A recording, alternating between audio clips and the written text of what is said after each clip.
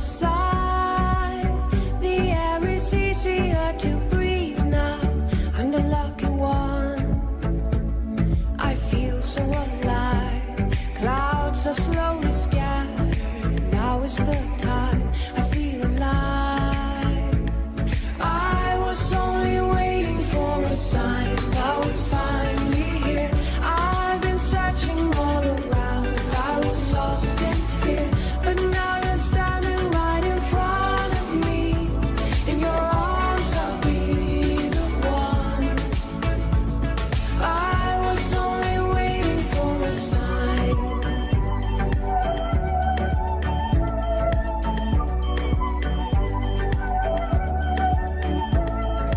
Time after time, I thought that this would be the end of the road. Behind the sun and the moon, you never know what's waiting for you behind the door. I feel so alive. Clouds are slowly scattered. Now is the time. I feel alive. I was only waiting for a sign. Now it's finally here. I've been searching all around. I was lost in fear, but now you're standing right in front of me. In your arms I'll be the one. I was only waiting for a sign. With you by my side, I was only waiting for a sign. With you by my side, I was only waiting for a sign. Now it's finally here. I've been searching all around. I was lost in fear, but now you're standing right in front of me. In your arms I'll be the one. I was only waiting for a sign. Now it's finally here. I've been searching all around. I was lost in fear, but now you're standing right in front of me. In your arms I'll be the one. I was only waiting for a sign.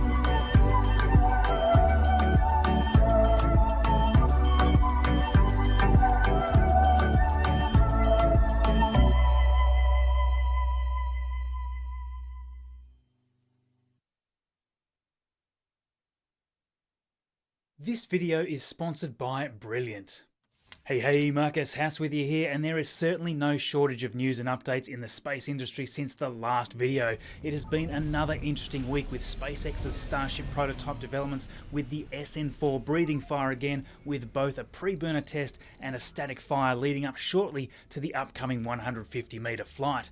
The SN5 and SN6 are both being stacked together in the high bay, which is a first to see, so we'll dive right into that. We had the amazing X-37B launch on the Atlas V with a bunch of new experiments, the incredible upcoming Crew Dragon mission which will fly astronauts Bob Behnken and Doug Hurley is now potentially only days away, assuming no delays. This is of course the first flight with crew from the United States for almost a decade. This is going to be a huge week.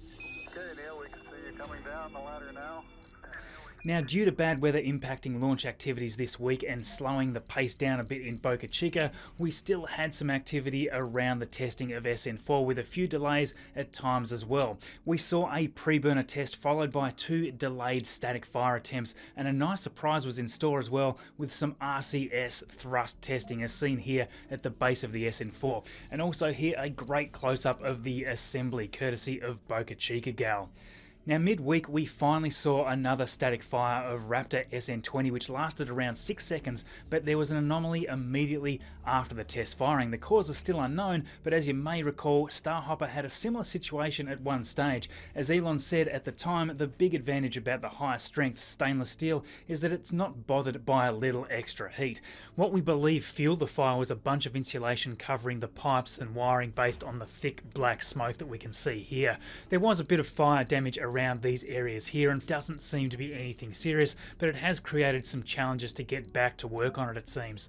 We can see that the SpaceX team have again been able to move back in and had the other day set up some quite serious looking fans here. If there are residual toxic gases involved in a confined workspace here, plus the intense smells from all of the burned insulation material, that is not great for anyone that will be working up under here. Also, it could be that with a great deal of water splashed around at the time to extinguish the flames, there may have been some parts underneath the skirt here that needed some drying out, especially around the complex areas of the Raptor engine. Since that anomaly, we can see that they've taken away the damaged insulation from around the stand, so progress will ramp back up again. SpaceX may even be evolving some thoughts around the way this insulation is applied in future. Let me know what you think in the comments. Sadly, this saw the potential hop date slip away as the notice to airmen submitted here show the latest dates spanning from May 22nd through to June 5. We're just going to have to hold on a little bit more, folks, for that incredible moment, so stay tuned. During the week, Mary spotted some interesting components delivered here as well. These COPVs we assume will likely be utilised for the SN5 and 6 fairly soon. Also spotted was the new downcomer here, which must be for the SN6, likely to be more fully stacked soon. The purpose of this massive tube, of course, is to feed the liquid methane from the upper tank down to the Raptor engines through the liquid oxygen tank. A header tank and the bulkhead from the bottom of the liquid methane tank fits on top of this. A massive thank you to Mary and NASA Spaceflight as always for the incredible footage here. Make sure you are subscribed to access that content as soon as it drops. Production continued as well, with ring segments being shuffled around, and there is now one less nose cone as we see here with the process of it being dismantled. Obviously there have been far too many improvements to the newer nose cones, and this older one was just not up to the latest standard. There was a surprise in store as well, with one of the nose cones rolling out with integrated reaction control thrusters. Very nice indeed, and thanks to Cooper Heim for this nice close-up here. Now once SN5 receives its nose cone, this will be the first time we've seen a full stack since the Mark 1 at the presentation evening last year. Now speaking of that, I'm wondering just how much longer we will see the old nose cone from that structure sitting here on site. Is SpaceX keeping this around simply to reuse some parts from the aero surfaces or even from the nose cone itself? Let me know what you think. So yes, the presentation last year sure was an inspiring sight to see. And fast forward that short time to now, and SpaceX have achieved so much in a very condensed space of time. The SN6 ring assembly is moving along nicely as well. Just look at how nice and clean those welds are. The build quality here just keeps getting better, and that is SpaceX through and through. As always, Raphael has been tweeting out his regular updates, providing a best guess as to the sections of starships we see all over the construction site. Firstly, the SN5 here. I mean, this vessel now really just needs to have the fairing put together at this point. The main liquid oxygen and methane tanks are continuing to have that more intricate work done on it. At this stage, we don't believe there will be fins on this version, as we suspect this will be flight tested to higher altitudes than the SN4, but likely nowhere near that 20-kilometre mark. The nose cone here should get stacked soon to the ring stack we see here. More to talk about with the SN6 though. We believe we can spot most of the sections needed now for the liquid methane and liquid oxygen tank sections. Not real certain at this point which nose cone may belong to this vessel at this stage, as there has been so much nose cone work going on during the week. We know that there is another being worked on, but no clear images of that one yet. We'll have a clearer idea on that soon. As mentioned, the downcomer will likely be used in the SN6 here as well when the rest of the tank is stacked together. Nice work as always, Raphael. Highly recommend following Raph there on Twitter. So with focus being shifted slightly due to the weather delays this week, Demo 2 launch preparations continue, so let's see what's been happening in the lead up to this fantastic milestone, the first crewed Dragon launch. So SpaceX's Crew Dragon vehicle is still scheduled in for May the 27th, only days away now from this huge milestone. Early in the week, NASA released this video showing the Crew Dragon being moved to the hangar in preparation for integration with the Falcon 9 booster. Beautiful night footage here showing elements of the Dragon all covered up with protective materials. Now they do all this of course to ensure that no materials can get into the reaction control system thrusters, which are the Draco engines we see here normally. The last thing anyone wants is to be removing bird nests and insects from these systems just before launch. Some great pictures shared here inside the hangar. Now later in the week we also saw Crew Dragon roll out to Launch Pad 39A in preparation for that static fire test. Of course, that static fire has already occurred now, as we spotted here. NASA confirmed shortly after that the flight readiness review has concluded. NASA's SpaceX Crew Dragon mission is cleared to proceed towards liftoff. Now we are counting down to that launch day. Just incredible to see all of this rolling out, and just to think that this will be docking to the International Space Station with Bob Behnken and Doug Hurley in this groundbreaking mission for SpaceX over this coming week is just amazing. No other previous mission has been this important for them. It is the first time SpaceX will have humans on board a flight. This is a whole new ballgame, and along with it being the first crew on board a SpaceX vessel, it will also be the first time crew will have flown from the United States since the last flight of the space shuttle in 2011. That is all going to change in a matter of days now, and everybody is getting super excited. To help celebrate this launch, NASA announced quite a while back now that the old worm logo here will make a comeback, which has been shown repeatedly in this image here of the Falcon 9 booster.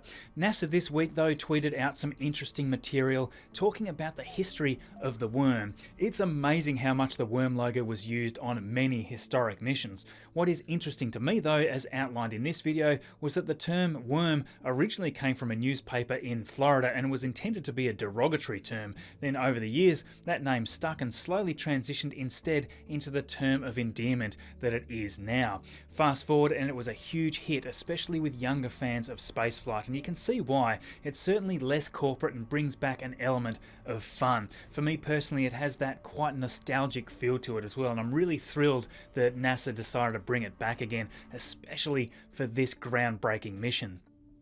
So yes, it all comes down to this, a critical mission for SpaceX and NASA to launch crew from the USA once again, and the mission is going to roll out similar to what we witnessed with the Crew Dragon Demo 1 mission last year. This incredible work by Infographic News here on Twitter just blows my mind, and a huge thanks to Tony for supplying this content for my video here. Many other amazing infographics here as well, so certainly follow on Twitter to check out this unreal work. So yes, we're going to see a launch from Launch Complex 39A in Florida with the Crew Dragon mounted on top of the Falcon 9. This beast of course has the 8 Super Draco engines in case an in-flight abort or even a pad abort is ever necessary. This can easily pull the crew away from a failing booster if such a thing ever occurs, as was demonstrated in the in-flight abort test earlier in the year. The fins, which are now included on the trunk along with solar panels, are there of course for aerodynamic stability. The trunk also of course can hold extra cargo, and it has the solar arrays mounted on it during the mission. As the first stage booster is close to empty, we'll see the main engine cut off. The second stage will separate and fire up, leaving the Falcon 9 to flip around and get ready to re-enter the atmosphere. It will then extend out those incredible grid fins used to steer and continually slow the booster down as it heads towards the drone ship, which for this mission is named Of Course I Still Love You. It will then do an entry burn to slow down just enough to re-enter without being damaged by the intense speeds and aerodynamic stress. Then that final landing burn to allow the Falcon 9 booster to touch down safely on the drone ship to be returned and reused for another flight.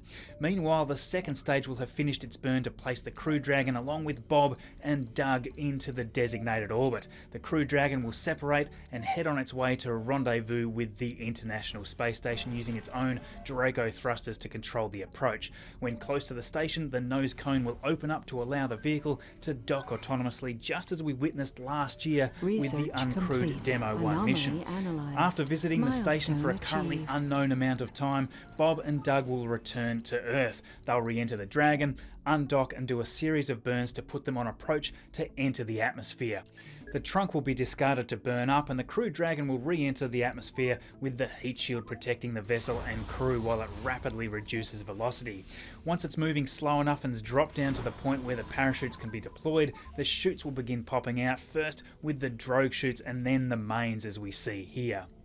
The Crew Dragon, along with our heroes Bob and Doug, will splash down gently into the ocean to be retrieved by the recovery ship. And there we go, that will be mission accomplished. Now again, a huge thank you to Tony for supplying me with these amazing graphics. Please do follow and support Tony on Twitter, just incredible work there mate, well done. Now if you want to know more about Crew Dragon, I talk more in depth about the first Demo 1 mission in this video. While you're here of course, please do consider subscribing. There is loads more news coming with Starship and Starlink as well. I'd love to share all that with you. A huge thank you to everyone as well. Almost 150,000 subscribers subscribers already, and it was really only a few months ago I passed 100,000, so thank you so much for your support. It really does mean a huge amount. Now we just need to talk a little about the USSF-7 mission, which of course carried the amazing little X-37B test vehicle to orbit. This was a launch by ULA on May 17th, and sending up this payload was an Atlas V rocket from Space Launch Complex 41 at Cape Canaveral Air Force Station. We'll talk more about that in a moment, but real quick, this video is sponsored by Brilliant, who have been amazing supporters of my channel.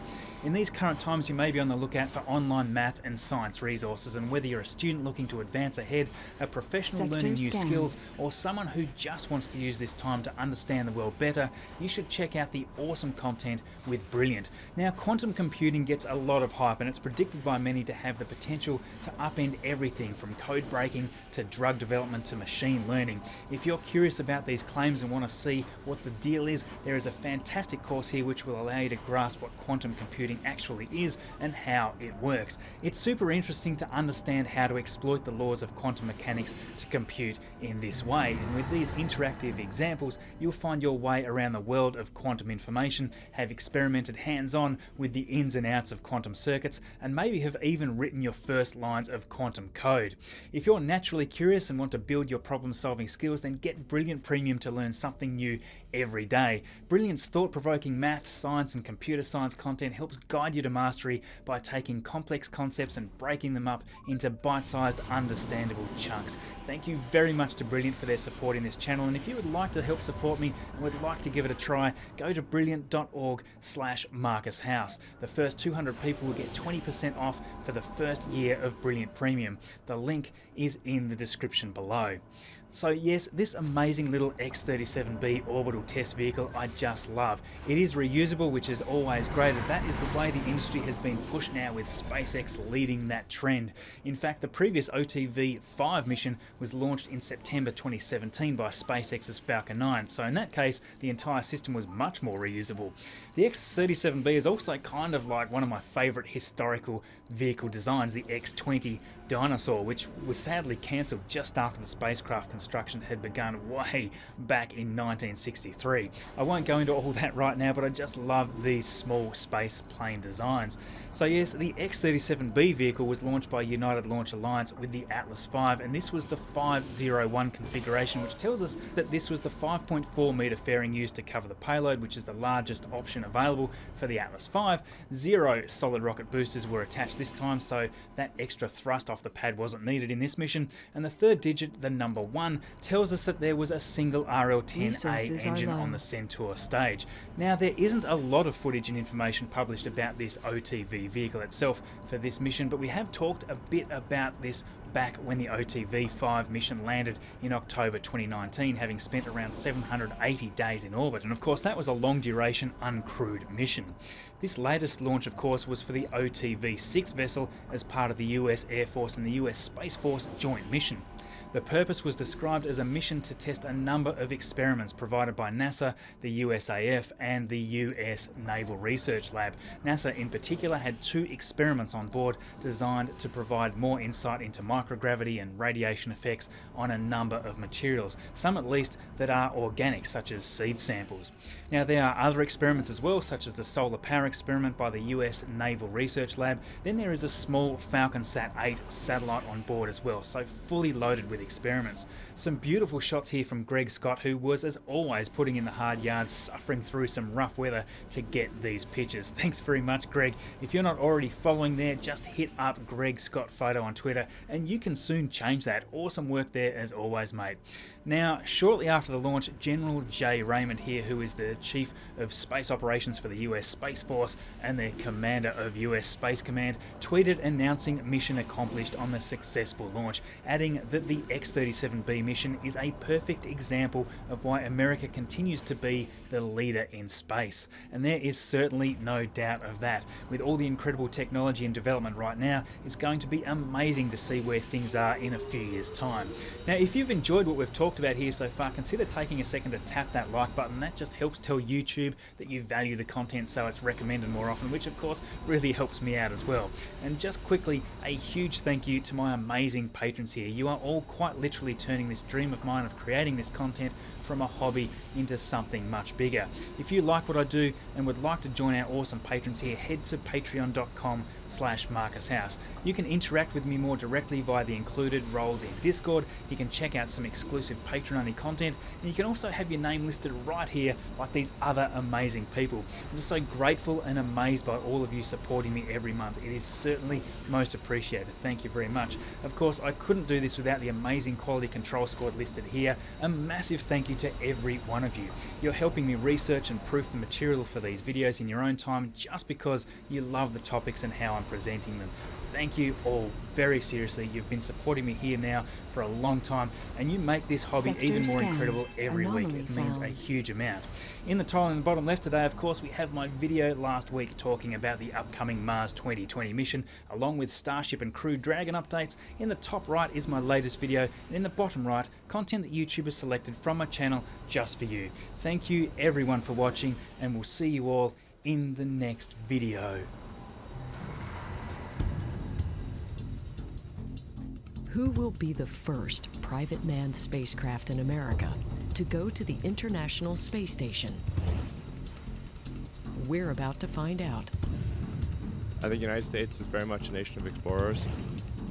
This is a new generation, a new era in human spaceflight.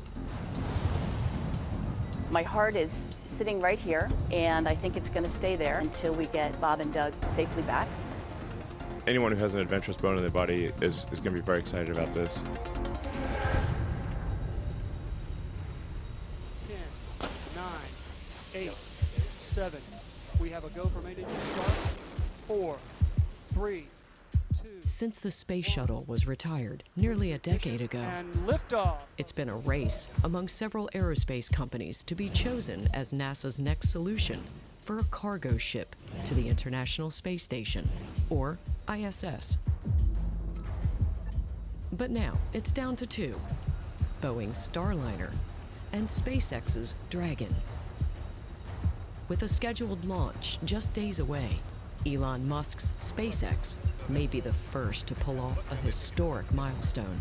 It's remarkable to think that the last time that a crewed launch vehicle departed from the United States was 2011. And so I think it would be really quite profound to be back in the saddle again. We are going to launch American astronauts on American rockets from American soil. We're going to do it in the midst of the coronavirus pandemic. Falcon 9 to the space station. This is a high priority mission for the United States of America. If all goes well, a Falcon 9 rocket with a Dragon on top will lift off from the same launch pad that sent the Apollo astronauts to the moon 50 years ago.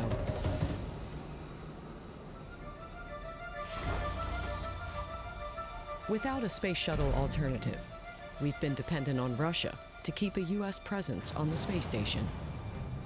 For the last 9 years, we have been purchasing rides on Russian Soyuz rockets, and those costs have gone up significantly.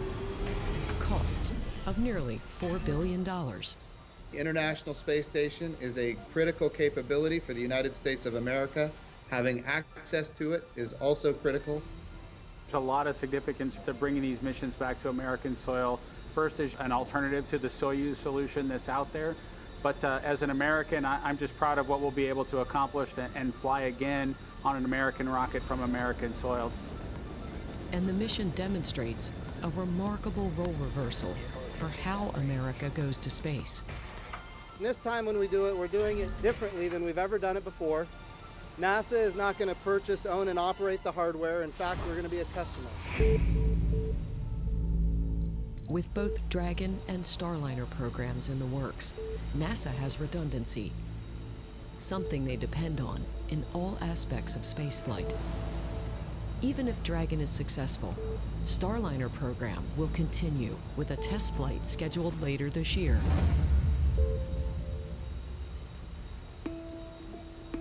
SpaceX has been hauling cargo on Dragon to ISS since 2012. We've flown Dragon to and from the space station successfully 20 times for cargo mission. They successfully completed the first test run of the all-new Crew Dragon to the ISS in 2019. Last year, we had our Demonstration 1 mission, which was the Crew Dragon without any crew on board. Went to the space station, they opened up the hatch, and then came back home. Demo 1 marked the first time in history a spacecraft docked autonomously with the ISS. No help from the mothership. Who was in the driver's seat? A test dummy. And to test the payload capabilities, Elon Musk also sent one of his Tesla cars into space with a mannequin named Starman. With Dragon's Demo 2 mission, the stakes are much higher because human lives will be on board.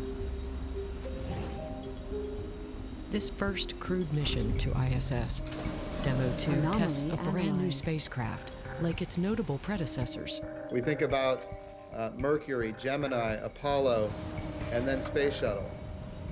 Those are really the 4 times in history when we have put humans on brand new spacecraft. And now we're doing it for a 5th time. The rocket that will take Crew Dragon to space is one of the most critical pieces of the mission. It follows a standard set by the Saturn V, the rocket that took Apollo astronauts to the moon, and still the most powerful rocket on the planet, releasing a whopping 7.6 million pounds of thrust at launch.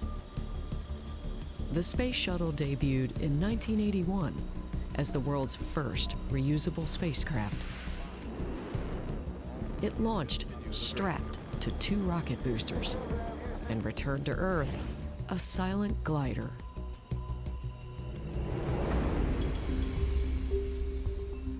Crew Dragon is a free-flying spacecraft. It gets its lift into space atop a rocket, like the Apollo missions. But this time, the rocket is a SpaceX original called Falcon 9. The 23-story tall rocket delivers nearly 2 million pounds of thrust, which is plenty to get into Earth's orbit. The profile is somewhat different for Dragon than it is for Shuttle. You tend to pull more Gs. With Falcon 9, when we have the staging from first to second stage, you get kind of a weightlessness. Then the G profile could experience somewhere on the order of 4+ Gs, whereas Shuttle, we were limited to just 3 Gs. Putting humans atop any rocket requires risk and an escape plan. The most complex engineering test ever done. We actually put Dragon on top of Falcon, launch the Falcon, and then initiate the launch escape system. We demonstrated that Dragon is capable of carrying the crew away from Falcon in the event of an emergency. Extensive testing and test flights covering every aspect of this mission have been going on for years. I think we have pounded the issues associated with Falcon and Dragon more than any other mission we've had in our history. We have been to the International Space Station 21 times. While the Space Shuttle was hardware heavy, Dragon is light and sleek. The 2 big differences really are the Shuttle was a hauling truck. It could take a big payload into orbit. With crews for the Space Shuttle, we were doing it with some really old hardware. I think laptops hadn't been invented, of course. The Dragon is a smaller capsule, so a smaller crew, not a lot of cargo. It'll also look a lot more modern on the inside. Now all that capability is really incorporated on board the vehicle and internalized so that it does make for a nice, clean cockpit. One of the biggest differences that you see, of course, is that from a traditional cockpit designed many decades ago where you have many switches and knobs and dials, inside of Dragon you have these large touchscreens. Crew Dragon is a 21st century spacecraft, and we wanted it to not only be as safe and reliable as you'd expect from the most advanced spacecraft in the world, but we also wanted to look amazing and look beautiful. I mean, spacecraft and spaceflight should be inspiring.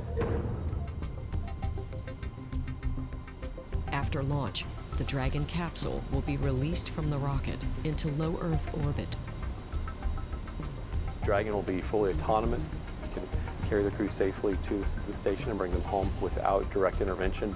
But of course, we want to make sure that we give the crew all the tools possible in case they need to manually pilot Dragon's flight. The Falcon 9 rocket, like Dragon, is also designed to be reusable. This breakthrough technology sends the rocket's first stage back to Earth after launch to be used again on a future flight. SpaceX believes a reusable spaceflight system is the pivotal breakthrough needed to reduce the cost of space access. Dragon has been designed for reuse and reflight up to 5 times, similar to our Falcon vehicles.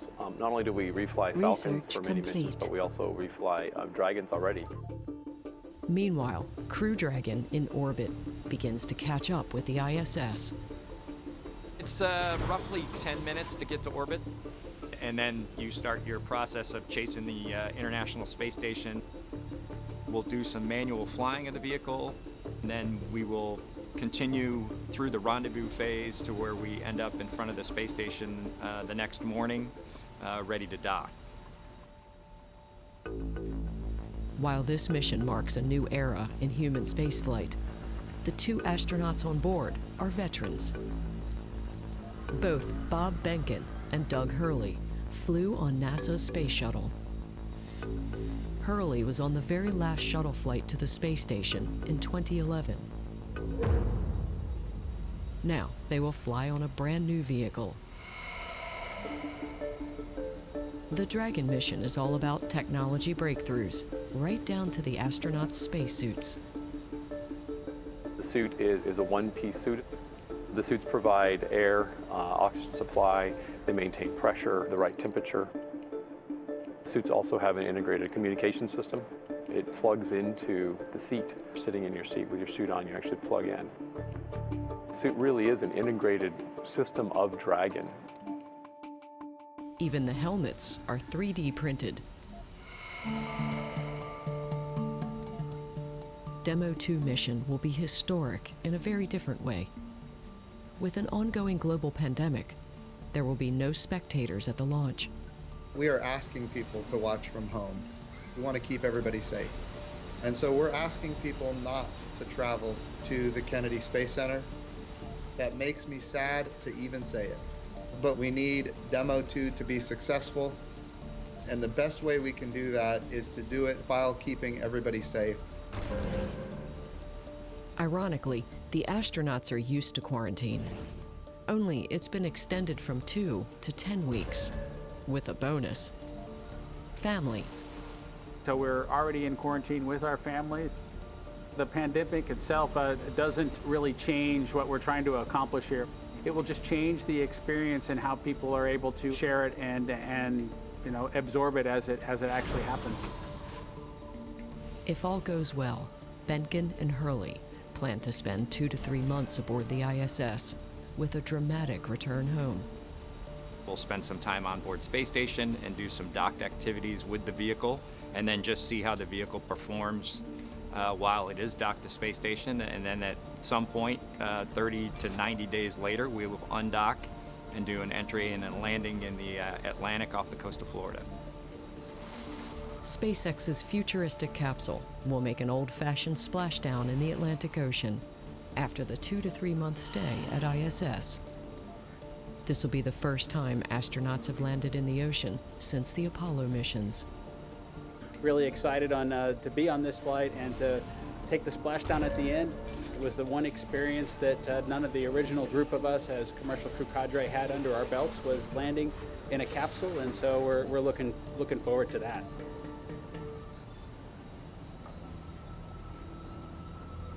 This race for space will open a new chapter for the U.S., but requires great risk and has not been without its serious challenges. Boeing's Starliner narrowly avoided a disaster during a 2019 unmanned flight test. The spacecraft failed to reach the space station due to a software glitch, but returned successfully to Earth. And while SpaceX has completed testing and is poised to be the first to ferry humans to space, it's had major setbacks as well. In 2019, a Dragon crew capsule burst into flames during an engine test. And in 2018, a Falcon 9 booster missed its landing pad upon re-entry and plunged into the sea. We should not lose sight of the fact that this is a test flight, that we're taking it very, very seriously from a safety perspective.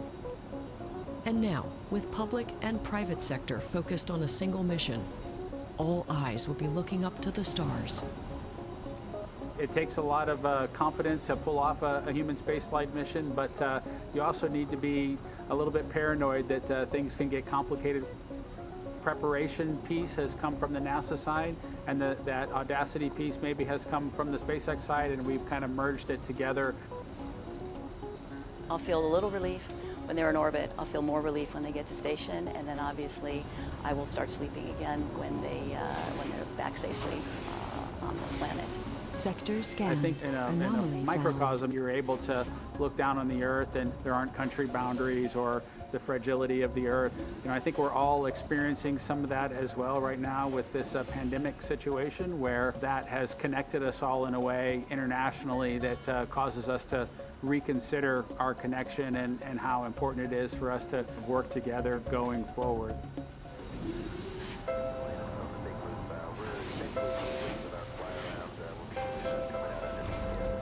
When STS-135 crew departed the ISS on the last shuttle flight in 2011, they left a flag for the next American mission to retrieve. This flag represents not just a symbol of our national pride and honor, but in this particular case, it represents a goal.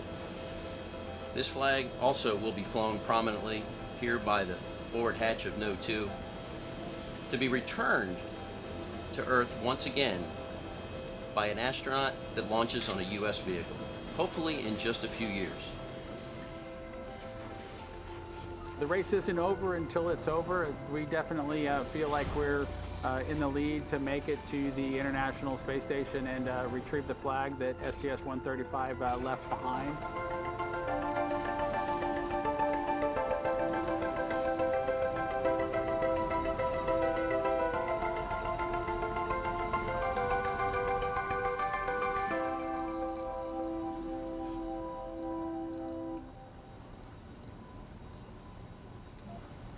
This episode is brought to you by CuriosityStream, home to thousands of nonfiction documentaries from some of the best filmmakers in the world. Follow the link below to start your free trial today. Since before the beginning of the space race, people have looked up at the stars and wondered what it would be like to live on other planets. The more optimistic among us have long held that humans are destined to become a multiplanetary species, and maybe they're right, despite the big problems we face on our current planet, which is vastly better suited to supporting life. The prime candidate for a second home planet is Mars, though Venus is also enticing. A handful of eccentric visionaries like Elon Musk have even gone so far as to develop semi-concrete plans of how to build a functional permanent colony on Mars. Whether you think this kind of plan is likely to succeed or not, the idea of a large Martian colony is fascinating. In this episode, we're going to consider what it would take to sustain a colony of 1 million people. First, let's compare specs on our two planets. Despite their obvious differences, the red planet and the blue planet do have some things in common. For example, thanks to their similar rotation speed, one day on Mars is only about 44 minutes longer than a day on Earth. The red planet's axial tilt is also very similar to Earth, at about 25 degrees to our planet's 23. This means that Mars undergoes similar seasonal and temperature variations. Both are rocky planets with metallic cores and similar mineral composition. They have similar surface structures, including mountains, canyons, and deserts. Scan. But the differences between the two planets are much more significant than what they have in common. Perhaps the most significant is the Martian atmosphere. Unlike on Earth, the atmosphere on Mars is very thin, only measuring about 1% of the Earth's atmospheric pressure and completely unbreathable for humans. It's composed of about 96% CO2, 2% argon, and 2% nitrogen, with trace amounts of oxygen and water vapor. This stark contrast leads to another. Mars is drastically colder than Earth, averaging negative 46 degrees Celsius, with brutal lows of minus 143 in the winter and highs of 35 degrees Celsius in the summer on the equator. Mars is also very dry and dusty, and is buffeted by frequent sandstorms. The planet also lacks any reasonably sized magnetosphere. What little remains of its magnetic shield measure between 16 and 40 times weaker than Earth's, which leaves Mars susceptible to harmful cosmic rays. Gravity clocks in at about 37% that of Earth, which would be a small challenge to overcome, but nothing compared to the temperature and lack of atmosphere. One final problem is the lack of liquid water. Mars does have water at the poles, but it's mostly frozen and nowhere near the amount we have on Earth. Any successful Martian colony would have to contend with these big problems and fight to establish any kind of hospitable environment on what should be considered a world hostile to life. So let's tackle those challenges. The first big one would be setting up a habitat that could support large numbers of humans, protect them from the cold and frequent dust storms, provide breathable air, safe drinking water, a way to produce food, and a shield against lethal cosmic rays. No big deal, right? Step 1 would be a large enclosure to act as a central hub for our 1 million Martian colonists. This has often been envisioned as a city beneath a big glass dome, providing light but also protection from the elements. Elon Musk has also speculated that this could be a good formula for his Mars colony, saying that a pressurized glass dome with parks and plant life could be a very pleasant way to live during the long process of terraforming Mars into a more hospitable home. But in order to have a functional colony beneath this utopian dome, you'd need a way to power it. The current frontrunners for powering a Mars base are solar and nuclear, depending on who you ask. Solar obviously comes without the risk of accidental irradiation, but it will require a lot of land area for solar farms. That shouldn't matter though, since Mars is currently nothing but open land and the colony will be fairly small. The settlement would also need large energy storage units for the frequent periods of darkness caused by violent dust storms, which could also damage the solar panels. Assuming we get the power working, the next critical step would be food and water production. In theory, food would be easy enough as long as the colony has access to plenty of water. We have very advanced and highly productive hydroponic farms here on Earth, and there's no reason we couldn't do the same thing on Mars. You don't even need natural light or soil, so the farms could very easily be built underground for saving space and added protection. It's likely that a Martian colonist would have to be okay with synthetic meat or an entirely plant-based diet, because shuttling livestock to Mars might prove to be a bit too challenging, not to mention the added complexity of keeping large numbers of animals healthy and fed. Establishing a secure and consistent source of oxygen and water is probably the biggest hurdle in building a colony on a largely airless, waterless world. One proposed solution is to extract carbon dioxide from the atmosphere and split the molecules into carbon and oxygen. It would certainly be easier to make an automated atmospheric CO2 extraction system than a fully autonomous mining rig with excavators and complex equipment to pull CO2 from the soil. But that is another option. As for water, NASA is currently investigating the possibility of extracting water from underground reservoirs and using highly efficient recycling methods to reduce the overall demand for fresh water. Whether there's enough subsurface water on Mars remains to be seen, but another option would be sourcing ice from the poles, which could be processed into clean, usable water. To make a long story short, we'd have to look at Mars as the British did the Americas, which comes with its own set of ethical concerns, but that's another topic entirely. We could supply the initial and essential components to jumpstart a small outpost, but in order to scale up to include 1 million people, the Martian colony would have to become completely self-sufficient. It would have to make use of the materials within the Martian environment, because relying on shipments from Earth would be both incredibly expensive and very dangerous. If the colony had no way to produce its own oxygen, for example, and something went wrong with the shipment from Earth, there would be a very real risk of all the colonists dying. The proposed solution here is to develop technologies that work with the Martian environment instead of fighting against it. We've already seen promising proposals for methods of making building materials from Martian soil, such as a process called molten regolith electrolysis, which is a fancy term for using electricity to break down silicates into their base components in a single step. This has the dual benefit of creating a metallic alloy that can be used for construction, while simultaneously releasing oxygen that can be harnessed for life support systems. All of these things are critical to establish a successful colony on Mars. But the most important aspect is the colonists themselves. We'll need scientists and technical experts, but we'll also need normal people with a knack for fixing things. People who can think on their feet when something goes wrong, find a new way to use an existing tool, think creatively in order to make Martian life more meaningful. Those are areas where humans excel. We've got a long way to go before the technology is ready, but our species has been prepared for a long time. If you'd like to learn more about the daunting challenge of preparing for a Mars colony, I highly recommend you check out Packing for Mars on CuriosityStream. It's a fascinating documentary that highlights just how carefully we have to plan our Mars mission before humans ever set foot on the Red Planet.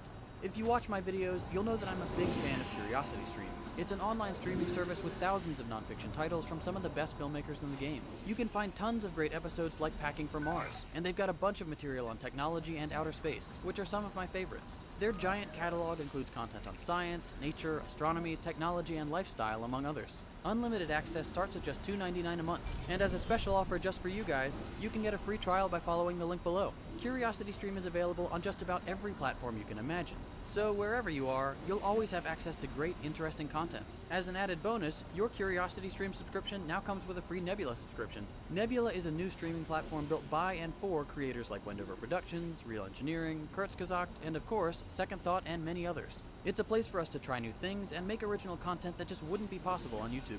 Give CuriosityStream a shot and get free access to Nebula when you visit curiositystream.com/secondthought. If you enjoyed this episode, consider dropping a like. If not, a thumbs down.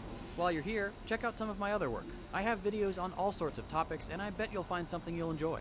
Remember to subscribe if you'd like to see more episodes like this one, and click the bell to be notified each time I upload a new video. Thanks for watching, and I'll see you in the next one.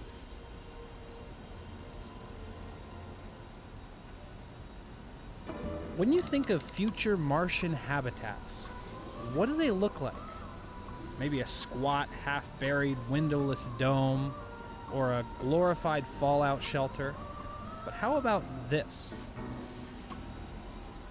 This is Marcia, designed by AI Space Factory. It has windows, multiple floors, private rooms, and even a skylight. But best of all, NASA loves it.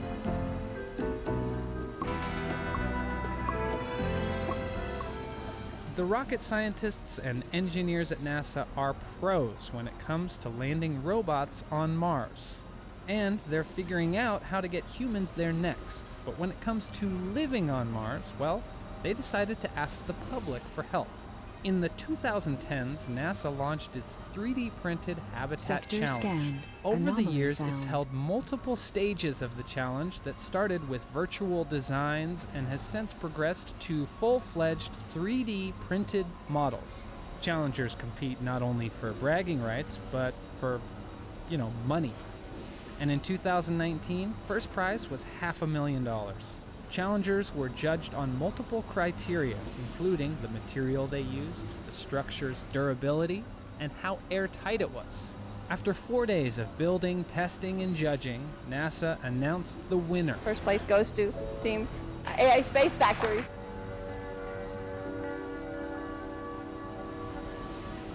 So let's take a closer look at Marcia. Resources are low.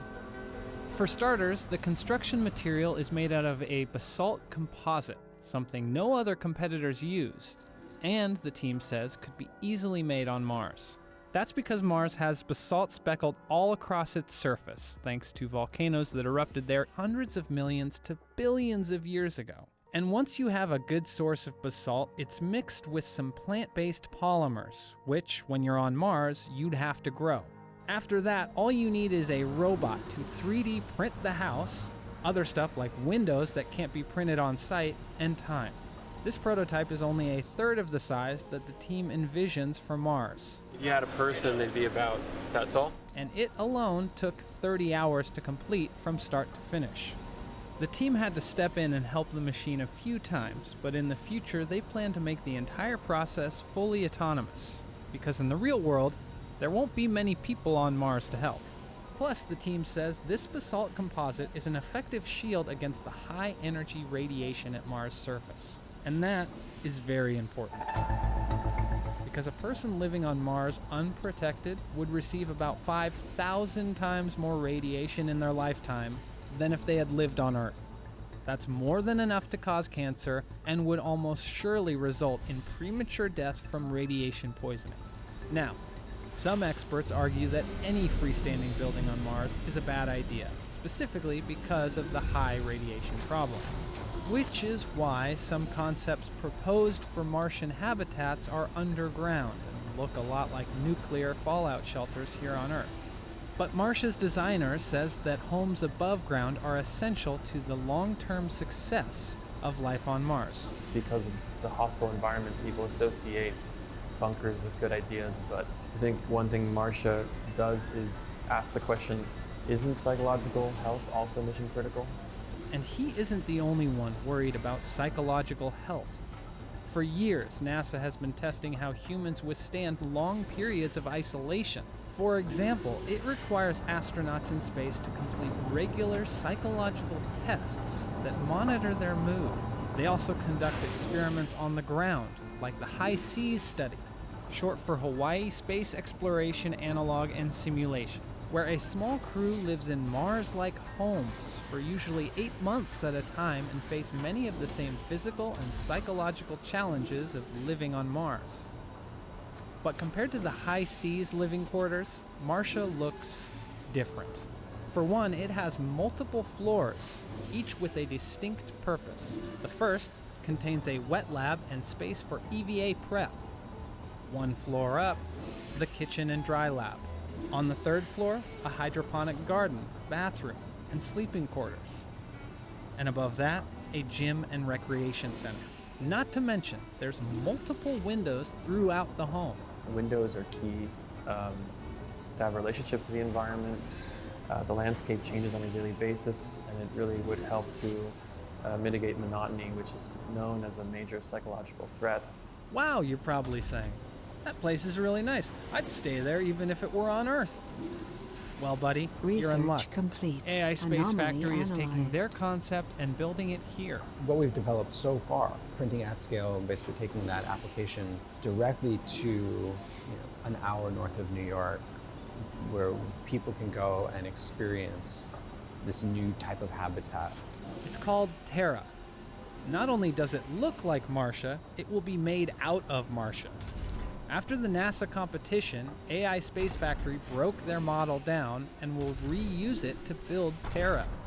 It hopes to finish by fall 2019, and soon after, you might be able to book your stay. But Terra is more than just a futuristic cabin. In order to get to the next step of living on the moon or Mars, we need more practice. Okay? And so this is an opportunity for us to refine our technology, do more prints, increase our level of autonomy, solve some of the problems that we found in our NASA print, and push it to the next step.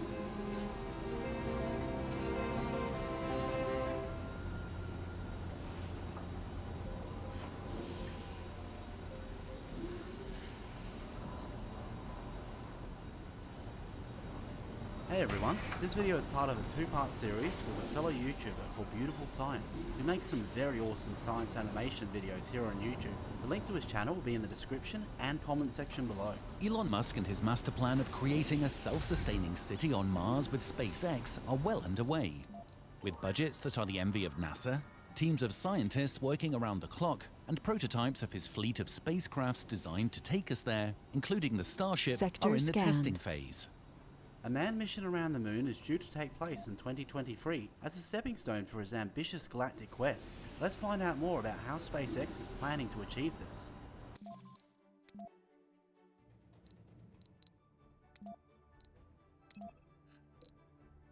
To start, we should ask the question, why SpaceX and why Mars? SpaceX was founded on the 6th of May 2002, and since then it has continually pushed the boundaries of what is possible for spaceflight in a remarkably short time span, landing rockets, using nets to catch fairings from space, the part that protects the satellite during launch, and relaunching the same landed rockets. Not only does SpaceX have the drive, they are also producing results, and as we will see, the hardware for a Mars mission is already being constructed and tested. Also, why are we going to Mars?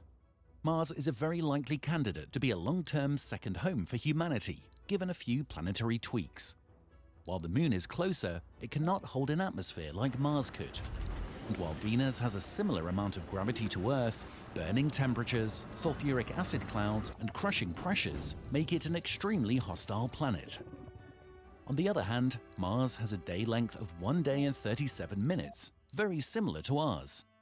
It has 38% the gravity of Earth, which is more than the Moon at 16%, and its temperatures resemble the coldest points on Earth. So while Mars is challenging, this does not mean it's impossible. So what is SpaceX doing to meet this Martian mission challenge? To get there, SpaceX is developing a rocket called Starship, which is a two-stage rocket made up of an upper secondary stage, also called Starship, and a booster, called Super Heavy. Starship has undergone several redesigns throughout the years. Originally called the Mars Colonial Transporter, the Interplanetary Transportation System in 2016, the Big Falcon Booster in 2017, and finally Starship in 2018. When built, Starship will be the tallest rocket ever built at 118 meters. With 35 powerful Raptor engines and 9 meters in diameter, it will be capable of delivering 100 tons to Mars, which, to put into perspective, is the equivalent of 22.5 fully grown elephants. However, the plan to reach Mars is not dependent on the power of the rocket, but rather the cost. Imagine, if you will, boarding an aeroplane from New York to London, and once arriving at London, dismantling the plane instead of boarding for a new one for the return. The cost of a ticket would be much more expensive. Instead of using single-use rockets, having Starship as a multi-use rocket dramatically lowers the cost of a Mars mission to the point where it is possible for a private company to reach the Red Planet. So when can we expect to reach the Red Planet? Let's draw up a timeline for the next 6 years. For the remainder of this year, SpaceX is testing prototype vehicles called the Starhopper and the Starship Mark I. Starhopper is a small prototype of the second stage, Starship, which conducted 3 hops up to 150 meters in height with the intention of testing out the components in a simple flight. With the objectives of the Starhopper complete, suborbital flights to truly test the Starship system are the next step. A 20-kilometer flight is scheduled to commence around the end of this year. By next year, it is likely that a prototype booster, Super Heavy, will be built and launched. Both parts, Starship and Super Heavy, will also need to have orbital flights by this time to be on track for an announced first commercial mission in 2021. This also means that a full stack, meaning both Super Heavy and Starship combined, mission could take place by 2020. By 2021, the first commercial mission will also likely take place, after reports of SpaceX being in talks with 3 different telecom companies. A satellite launch would be a great proof of concept mission. When asked whether SpaceX would focus on the Moon or Mars first, Elon responded with Moon first. So we can expect that by 2022, in preparation for the first crewed lunar mission, the first uncrewed Starship mission to the Moon will take place. The first commercial destination for humans will be the Moon in 2023. This will be the first manned lunar journey since 1973. With Japanese billionaire Yusaku Maezawa heading the team of 6 to 8 yet-to-be-confirmed specially selected artists, dubbed as some of Earth's greatest talents. The plan is to fly the Starship 384,400 kilometers to the Moon, encircle it, and fly safely back to Earth. SpaceX are looking to set off in the year 2024 to coincide with Earth being in close proximity to Mars. The first mission will serve both as a proof of concept and as an opportunity to set up the vital first steps of the manned Mars base, such as dropping supplies, scouting the landing zone, deploying probes, and testing life support systems. The following year, 2025, would see preparations for a manned mission ramp up, and in 2026, the first manned mission will be launched aboard Starship. Starship with its crew will blast out of the atmosphere, attached to Super Heavy. They will then detach, and Super Heavy will return to Earth to use again as the Starship sets off to Mars. Accomplishing and surviving the journey will surely prove to be one of humanity's greatest ever challenges. Humans have never travelled this far before, so we can theorise but know little of the true impact on health this will have. Let's have a look at the main issues the astronauts will face on their quest. Our bodies are adapted to live with the precise gravity that is present on Earth, but once we leave our planet, the gravity in space will be near non-existent, and unlike futuristic sci-fi films, where passengers walk around spacecrafts like they would on Earth, they will in fact be weightless and floating the entire journey. This will cause muscle loss and the human skeleton to deteriorate with reduced bone density at 1% per month. Astronauts will need to eat well and exercise regularly to stifle most of the worst of these effects. Vision problems are also an issue, as fluids in the body shift upwards towards the head, putting pressure on the eyes. The crew will be essentially locked in a small stainless steel vehicle for the whole journey, and for longer than we have ever experienced. You will not be able to go outside for a break for some fresh air, that's for sure. In NASA's experience, no amount of training can stop inevitable friction and behavioural issues from occurring. Heavy work periods and long periods of boredom contribute to the overall isolation of space, with mood, morale, and interpersonal interaction all affected. Circadian rhythms will be thrown off as there will not be any familiarity of a day cycle from day to night as on Earth, which can lead to sleep disorders. All of this combined will test team performance and could jeopardize the success of the mission if not addressed. Our advice? Mario Kart marathon and hug it out, yeah? Radiation. Space may seem like a vast void of emptiness with no major obstacles to overcome on the actual journey, but out of our protective atmosphere, the cosmos is full of invisible, supercharged particles of radiation that will not turn you green like the Hulk, but would penetrate you like tiny bullets, ripping through and breaking your cells and DNA. There are two main types of radiation to deal with here, which are solar energetic particles and galactic cosmic rays, GCR. GCR is radiation that comes in from outside our solar system, most likely originating from gigantic supernova explosions elsewhere in the Milky Way. They journey over millions of years, traveling at the speed of light. They will not bounce off a spacecraft in its path, but will pass straight through it, and no spacesuit can shield against them, so they will rip right through humans on an atomic scale with devastating effects over time. Earth's magnetosphere shields us from the heaviest amount of this radiation, with levels of radiation being anywhere from 100 to 1,000 times higher in deep space. This can cause sickness in space, increase the risk of degenerative diseases, central nervous system defects, and lifetime risks of cancer.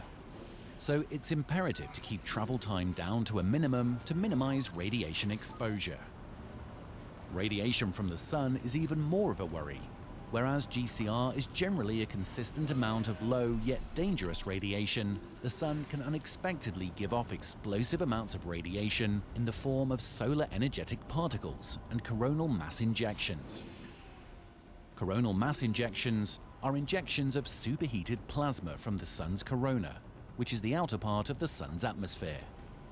These are caused by twisted magnetic fields on the sun and can result in 1 billion tons of matter being spewed out into space at speeds of 1 million miles per hour, generally hurtling in every direction in the form of radiation and geomagnetic storms. The sun has quiet and active periods. During quiet periods, you might expect one a week, and multiple events a day during active periods. CMEs are often accompanied by solar flares, which are both associated with the release of solar energetic particles. On the red planet. These are high-energy particles of protons, electrons, and heavy ions, which travel up to 80% of the speed of light. At this speed, they could travel from the sun to a spacecraft on the way to Mars within a couple of hours, potentially damaging onboard equipment, as well as exposing astronauts to dangerously high doses of radiation.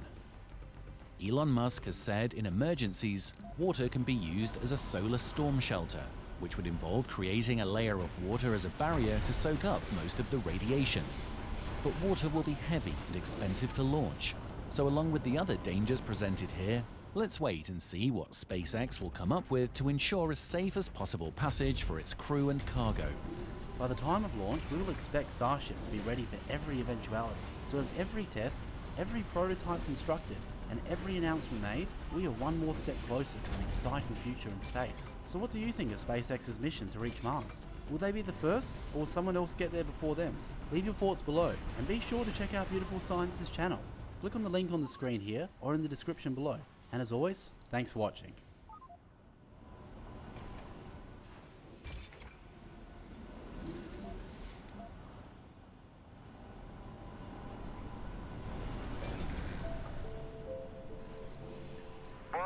The beauty of this place is just absolutely incredible.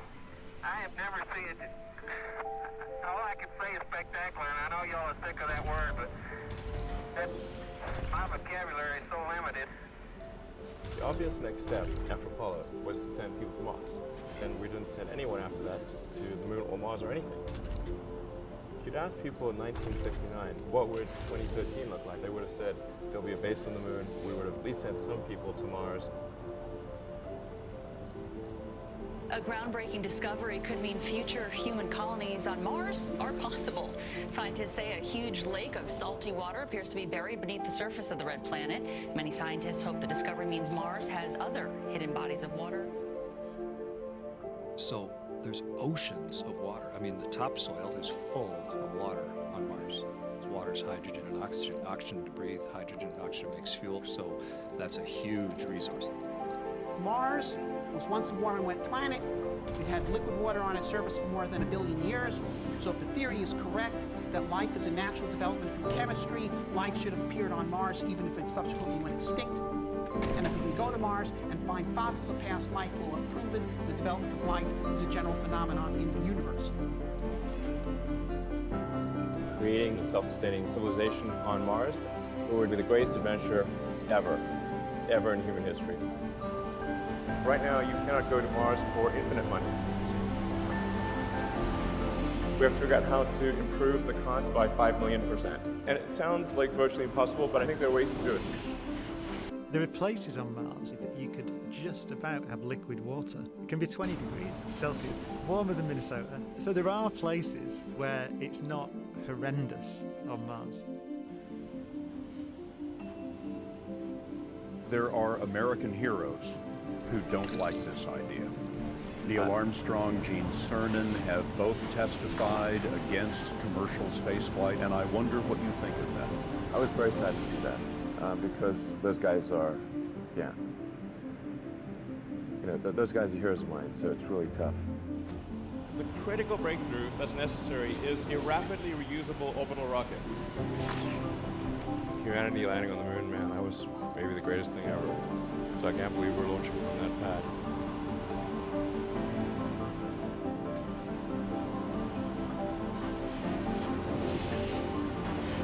The Holy Grail is 100% affordable usability, where you don't have to spend like $1 gazillion refurbishing it. We'll get that Holy Grail with the Starship that we're working on now. The Raptor engine will be the highest thrust weight engine of any kind ever made.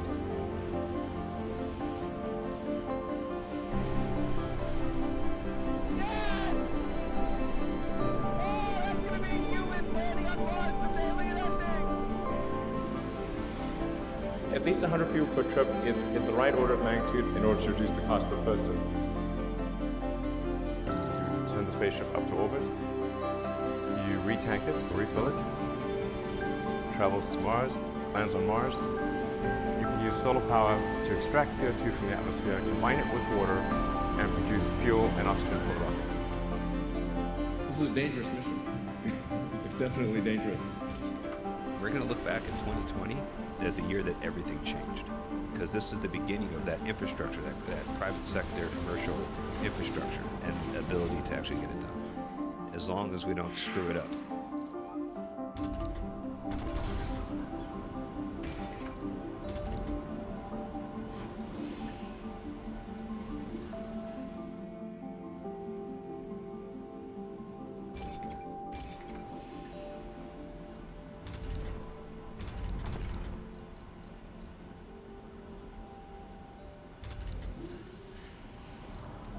Thanks to LEGO presenting LEGO City for their support at PBS Digital Studios.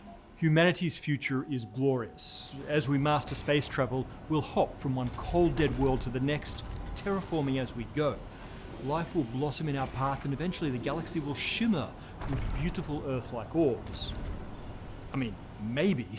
Sounds a little science fiction-y, but it wouldn't sound so far-fetched if we proved we could do it at least once. If we successfully terraformed Mars.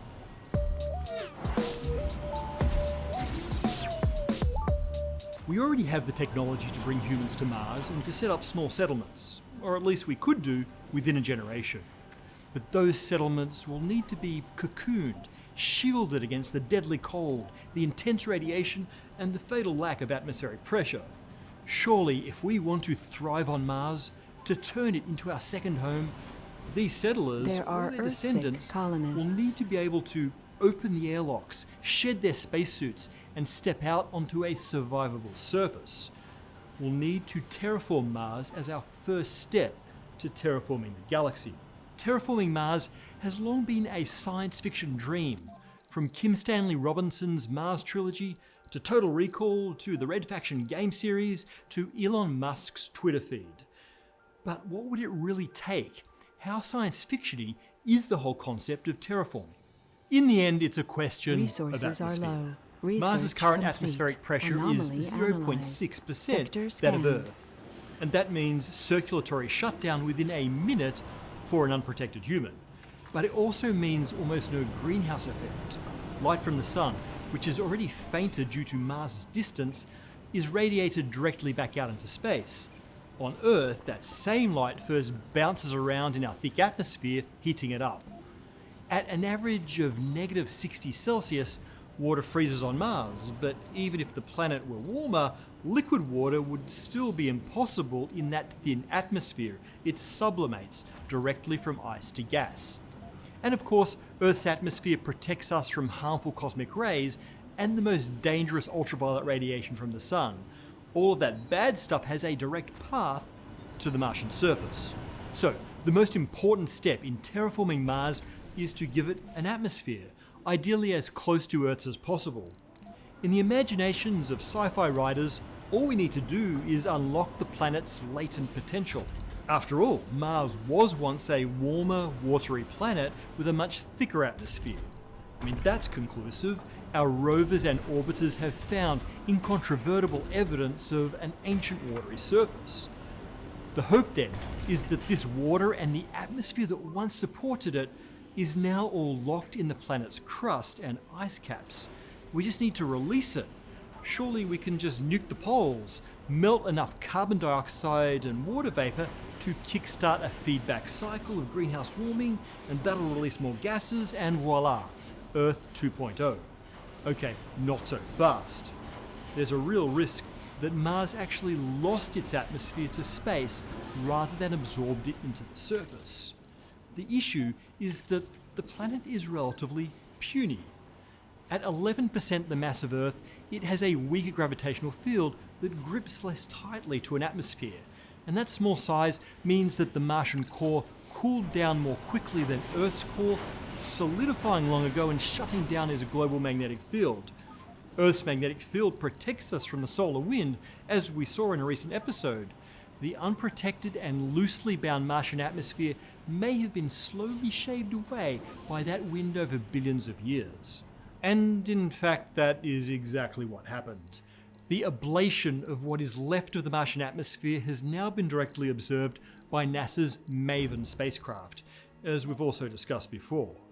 And the lack of atmospheric material in the crust has been confirmed pretty conclusively by observations of the Martian surface. In a nice Nature Astronomy article last year, planetary scientists Bruce Joukowsky and Christopher Edwards calculate the plausibility of using the remaining surface carbon dioxide to replenish the Martian atmosphere, based on observations of NASA's Mars Reconnaissance Orbiter and Mars Odyssey spacecraft. They focus on CO2 because it's the only plausible greenhouse molecule in any significant abundance on Mars. They assess whether release of the accessible CO2 reserves could get Mars anywhere near Earth's atmospheric pressure. And unfortunately, they conclude that no near-future technology could hope to kickstart the recovery of any useful atmosphere. But you know what? Let's go ahead and run the numbers real quick, because maybe something is still possible. After all, these researchers only ruled out near-future technology. What about medium future, far future? So there are three broad sources for CO2 on Mars. First, there's the South Polar Ice Cap, which consists of water ice several kilometers deep, interspersed with thick layers of CO2 ice, discovered by radar soundings with the Mars Reconnaissance Orbiter. If all of the polar CO2 were released, it could maybe double the current amount of CO2 in the atmosphere, which is a factor of around 100 times too low to make a difference. And by the way, that CO2 couldn't be released with nukes alone, it's too deep. Sorry, Elon. The second accessible source is CO2 absorbed into the surface dust, the regolith, up to 100 meters deep. Unlike, for example, Earth's permafrost, this stuff wouldn't just melt under global warming, it would shift in its equilibrium over 10,000 years to release a small fraction of its CO2. At any rate, even if we managed to heat the entire regolith across the entire Martian surface, we'd only get 4% of the Earth's atmospheric pressure. The final CO2 source is carbonate minerals in the crust. These carbonates would need to be mined and processed by heating to around 300 Celsius. But complete strip mining of even the largest carbonate surface deposits on Mars probably get you less carbon than melting the polar ice caps. So much for near-future accessible carbon. But those carbonate minerals probably exist in much larger quantities deep beneath the surface. And that's really our only hope to find enough CO2, or really any native Martian material, to replenish the atmosphere. Let's do a quick calculation to see what it'd take. First, let's pretend there's an accessible layer of limestone, calcium carbonate, across the entire surface of Mars. There isn't, but hey, we're dreamers. We need about 10,000 kilograms of material per square meter to duplicate Earth's atmospheric pressure. Seriously, that's how much atmosphere is above your head right now. No wonder it's so hard getting out of bed in the morning. High-density limestone is 2,500 kilometers per meter cubed and yields 44% of its mass in CO2 when heated or exposed to acid. So, to get 10 tons of CO2 for every square meter on the surface of Mars, you'd have to dig down over 10 meters across the entire planet. That's a few quadrillion tons of rock. I hope you have your diamond pickaxe ready. In reality, of course, we'd need to first locate and then dig down some kilometers before we could access most of the carbonates. Extracting such a quantity from depth is hard enough, but let's think about processing it. We can either heat the carbonates to hundreds of degrees Celsius or use acid to dissolve out the CO2. We'd need to process around 20% of all Martian water via electrolysis to get that acid. The electrolysis path might be better because it'd give us oxygen as a byproduct of making that acid. The energy cost in both cases is similar though, several septillion joules, several thousand times the total annual energy consumption of the entire Earth. That's definitely sounding far, far future, but not quite impossible.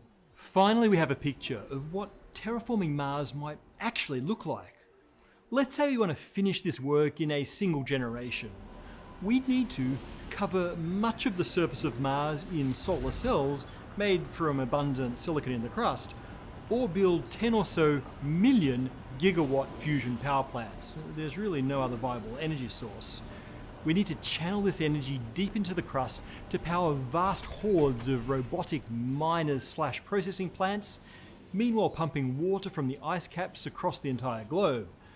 This could get us a carbon dioxide oxygen atmosphere in a few decades, or centuries or millennia if you scale down the power supply to something less insane. Nonetheless, our descendants could see a Mars with sufficient air pressure and greenhouse effect to allow liquid water to persist on the surface. Now, Mars actually does have enough water for a few lakes and rivers. The ice cap water would cover the entire surface to about 30 meters, which is not enough to start a proper water cycle or have oceans, but there may be a lot more water deeper in the crust. We'd better hope so. Our brand new CO2 oxygen atmosphere is not exactly Earth-like. In fact, it's instantly and fatally toxic to humans and animals and not so great for plant life. Certain algae can survive in a pure CO2 atmosphere, which is handy because blue-green algae, cyanobacteria, was responsible for first oxygenating Earth's atmosphere. And we'll need that photosynthesis because otherwise oxygen will be quickly leached from the atmosphere as it oxidizes the surface. So there's our next snapshot of the far future of a terraformed Mars. Brand new oceans green with photosynthesizing, probably genetically engineered slime, and perhaps eventually a breed of post-humans genetically or even cybernetically adapted to deal with the CO2 atmosphere. I just described the easy path to building an atmosphere on Mars. It may be the only way to do it using only Martian materials. Variations are possible, like introducing super greenhouse gases like CFCs, but that still doesn't give us the needed atmospheric pressure. At any rate, to get a true Earth-like atmosphere, we need a non-toxic filler molecule. CO2 sucks. Nitrogen is much better. It works great on Earth. But Mars has very little of this stuff. To really build an Earth-like atmosphere, we have to turn our eyes to the rest of the solar system. One popular idea is just to smack some comets into Mars. Comets contain tons of frozen volatiles, gas-forming molecules, like CO2, H2O, and the presence of molecular nitrogen in comets was only recently confirmed by the Rosetta mission. But how many comets do we need? Well, assuming comets contain an amount of nitrogen similar to the composition of the pre-solar nebula, then we can guess that around 5% of a comet's mass is nitrogen. That gives the typical medium to large comet 100 billion tons of the stuff. So, to build a quadrillion-ton nitrogen atmosphere, that's like 10,000 comets. Okay, so we're still in far future La La Land, but it's actually not significantly less crazy or more crazy than melting the Martian surface. What would this effort look like? Imagine this, a vast fleet of robotic spacecraft swarming the Kuiper Belt, nudging its plentiful ice balls in just the right way to send them ploughing towards Mars. Hopefully with exquisite aim, otherwise Earth is in for a pounding also. It would presumably take centuries to put such a fleet in place, and more centuries to deorbit those comets. Once Mars has been suitably bombarded, there's still a lot of work tweaking the new atmosphere. But the good news is that those comets brought with them a lot of water, so we have deep global oceans at this point. Okay, let's fast forward several centuries. Mars has an atmosphere, either released from deep in the crust or brought in from the far outer solar system. The last step is to protect the new atmosphere. We cannot restart Mars's magnetic field. To do so, we'd have to remelt the entire core. But we can try to build an external magnetic shield. The easiest would be to do that in space, an orbiting field generator placed between Mars and the Sun, like a giant space umbrella. The resources and energy needed to build this is insane, but hey, we just built an atmosphere, so why not? Honestly, all of this is pretty insane, and frankly unlikely. Would we really muster the resources to terraform Mars if we can't do the same to re-terraform Earth? But there is another option. Why build a sky if we can build a roof? Instead of terraforming, what if we para-terraform? Build what is known as a world house. We could cover vast tracts of land with an airtight bubble, or more likely, many connected bubbles. These would be tall enough to encapsulate entire cities, and importantly, plenty of Earth-like natural wilderness. Oh, and I'm still a proponent of centrifuge cities, maglev rotating habitats to simulate Earth gravity, also shown rather beautifully in this more practical design by James Telfer. If we wanted to cover, say, 10% of the Martian surface with a 300-metre tall world house, it'd require several orders of magnitude less material than building an entire atmosphere. So, say a handful of comets and/or the polar ice caps should be enough to fill our world house with air and water. Now, without a real atmosphere, space radiation is going to be a problem for our world house, as is the constant bombardment of micrometeors. People who live in glass houses shouldn't throw stones, nor live under a stone-throwing universe. But perhaps there are advanced or just very thick materials that would serve. So, there is our final image of humanity's future on Mars. Thousands of city-sized bubbles spread across the still barren landscape. And inside each bubble, an oasis, a lush snow globe replica of old Earth. However we do it, Mars will surely be our first step, our proof of concept, if we choose that destiny, if we choose to terraform space-time. Thanks to LEGO presenting LEGO City for their support of PBS Digital Studios. Can you believe it's been 50 years since we landed on the moon? It started out with one small step for man, and now the journey to Mars is right around the corner. Sector scan. Featuring sets inspired by real aerospace technology, LEGO City Space aims to inspire future space explorers to imagine what role they can play to get us to the red planet. Analyzed. To discover more, go to the link in the description. So we missed a couple of comment responses. Today I'm going to cover 2 episodes. The episode What Happened Before the Big Bang, in which we look at eternal inflation, as well as the episode on the exciting possibility that the North and South magnetic poles may be about to flip. Wabi Sabi asks why the inflaton field is assumed to be a scalar field. Well, that's a great question, but I'm afraid the answer may not be satisfying. It's because a scalar field is all you need. This is the simplest type of quantum field, consisting only of a single scalar value at all points in space. Give such a field a constant energy density and you get exponential expansion. Are departing. But more complex fields like vector fields and spinor fields can do the job too, and some inflationary models use them, resulting in more complex inflation scenarios. But many physicists argue that you shouldn't add unnecessary complexity, so a scalar field tends to be the default for inflation. Joshua Kaki asks whether the inflaton field could also explain dark energy. Well, the answer is yes, possibly. Inflation supposedly happened because the inflaton field had a very high energy density, and it stopped when that energy dropped to a very low value. But that low value may not have been zero if the inflaton field was left with a very tiny but positive energy density. Then it's possible that it could now be powering the current accelerating expansion that we call dark energy. But for that to happen, the inflaton field would have to have transitioned between two stable or semi-stable states that are a factor of 10 to the power of 27 different in energy. Now, we can try to imagine a single field with that property, or we can imagine two separate fields. It's not clear which of those two imaginings is more of a stretch. There are a lot more great questions on eternal inflation, but I'll get to those when we do the Eternal Inflation Challenge question answer episode. For now, let's move on to the possible flipping of Earth's north and south magnetic poles. atRYNEy points out that while Venus lacks an Earth-type intrinsic magnetic field, the solar wind striking its atmosphere creates an induced magnetic field that does protect the planet. Well, that's a nice point, atRYNEy. It's a very cool effect.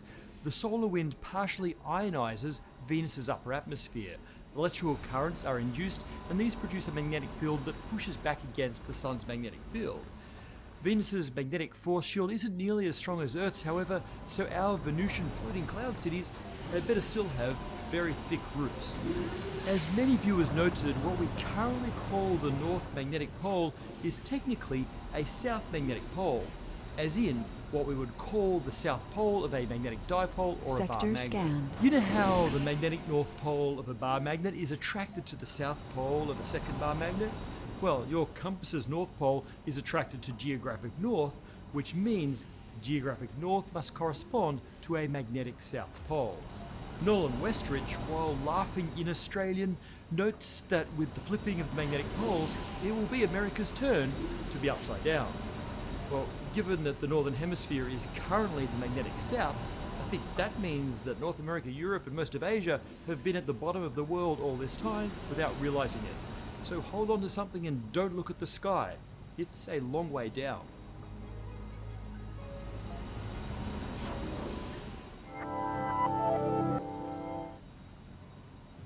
For just $10 billion, you can become one of the first space tourists to visit Mars. At least, according to the famous American entrepreneur Elon Musk, that's how much it will cost to get one of the first tickets to the Red Planet with his company SpaceX. Musk is already planning the first flight in 2022. But for the average person, there aren't too many sightseeing tours to Mars. Mankind wants to colonize Mars due more to necessity than just fascination. According to Elon Musk, Mars is the only refuge that can save the human species from extinction in an event such as World War III. According to the entrepreneur, this extinction event may happen in the coming decades. But when exactly?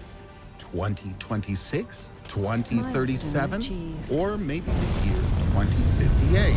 If Elon is right, then it may soon be time to pack your bags. But can scientists, by relatively near 2058, make possible not only a flight to Mars, but also the ability for humans to exist on this lifeless planet?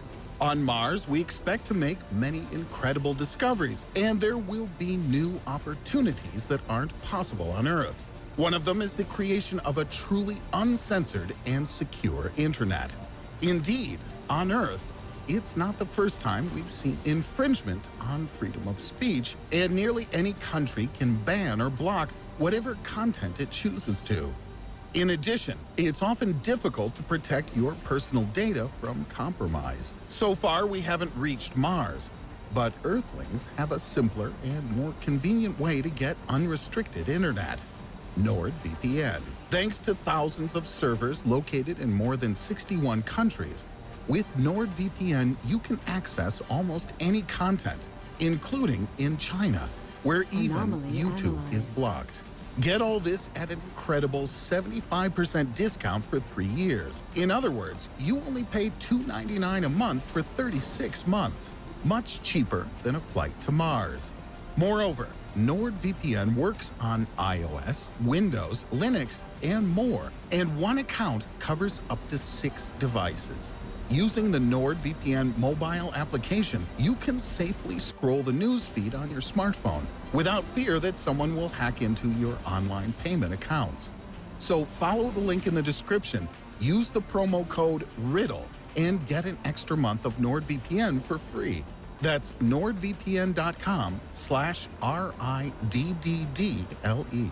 So let's turn back to Mars. The company Mars One aimed to exceed the promises of Musk's SpaceX in the race for space tourism. In 2012, they announced an ambitious plan for the development of the Red Planet. By 2026, Mars One plans to send residential blocks, life support systems, satellites, solar panels, and scientific equipment to Mars. They announced an open competition for the positions to be among the first colonists on Mars. The training program for this trip was supposed to be 10 years long. But despite this, more than 200,000 people from all over the world applied for positions. Would you be willing to leave the Earth forever for the sake of conquering a new, unexplored planet? Write in the comments. Still, even if you wanted to fly away from your earthly problems, the possibility of moving to a Martian city established by Mars One now seems unlikely. Unfortunately, in January 2019, the project was closed due to a lack of funding. But this unfortunate setback didn't discourage scientists. Space agencies around the world are working every day on projects that should make a manned flight to Mars possible. But what exactly is waiting for us on the Red Planet when we finally land there? First of all, there will be incredible, albeit desert, landscapes. So if you find yourself among the first colonists, you'll enjoy a stunningly blue sunset over the Red Planet. You'll also have the opportunity to visit Olympus Mons, the largest volcano in our solar system, almost 3 times as high as Mount Everest. 14 miles or 22 kilometers. Just don't forget to bring your favorite sweater. After all, the cold climate on Mars is simply unbearable, with an average temperature of minus 56 degrees Celsius. That's minus 69 degrees Fahrenheit.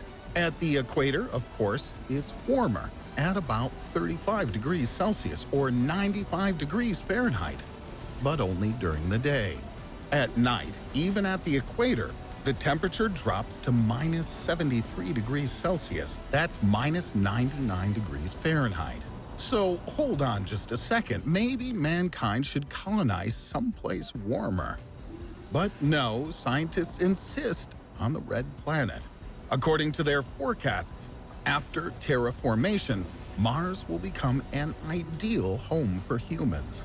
There's certainly a basis for such optimistic forecasts. Mars has everything we need to support life. There's water and nitrogen, as well as carbon and oxygen in the form of carbon dioxide. The problem is that the ratio of these elements is not ideal. Carbon dioxide is 95.3%, nitrogen 2.7%, and oxygen only 0.2%.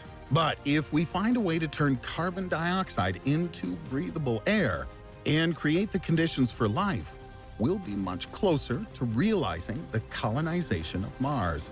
At the time this video was created, scientists had developed as many as 3 ways of terraforming the Red Planet. The first method is to install orbital mirrors with a diameter of at least 250 kilometers or 155 miles. These lenses are expected to reflect sunlight, effectively melting the ice at the Martian poles. Carbon dioxide will be released from the glaciers, and this will lead to greenhouse gas emissions and an increase in temperature. The problem is that these giant mirrors will weigh at least 200,000 tons, and getting them to Mars will be a huge challenge. So scientists are trying to identify the necessary raw materials in space. The second method involves the construction of factories for the production of greenhouse gases. These factories will need to imitate photosynthesis, absorb carbon dioxide, and release oxygen, gradually making the air suitable for breathing. Greenhouse factories will have to operate on solar energy, of course, if at all, since it's still impossible to transport heavy power plants to Mars. Building them on the Red Planet seems an obstacle as well. But it appears that scientists from Northwestern University in Chicago have discovered a solution. They acquired the Martian dust imitators at NASA, using them as 3D printing material, and obtained elements that work well together. So, can we just bring a 3D printer to Mars and print all the necessary parts for the greenhouse plants once we arrive? The answer to this question is we do not yet know. But even if the plans for building factories don't work, people have a third method of terraforming Mars. Space scientists Christopher McKay and Robert Zubrin, authors of The Case of Mars, want to use artificial ice asteroids with ammonia. According to their plan, nuclear thermal rocket engines need to somehow be attached to real asteroids. The rockets will guide the asteroids and force them, albeit very slowly, to move towards Mars. When the asteroids collide with the red planet, about 130 million megawatts of energy will be released. This will increase the temperature by 3 degrees Celsius, or 5.4 degrees Fahrenheit.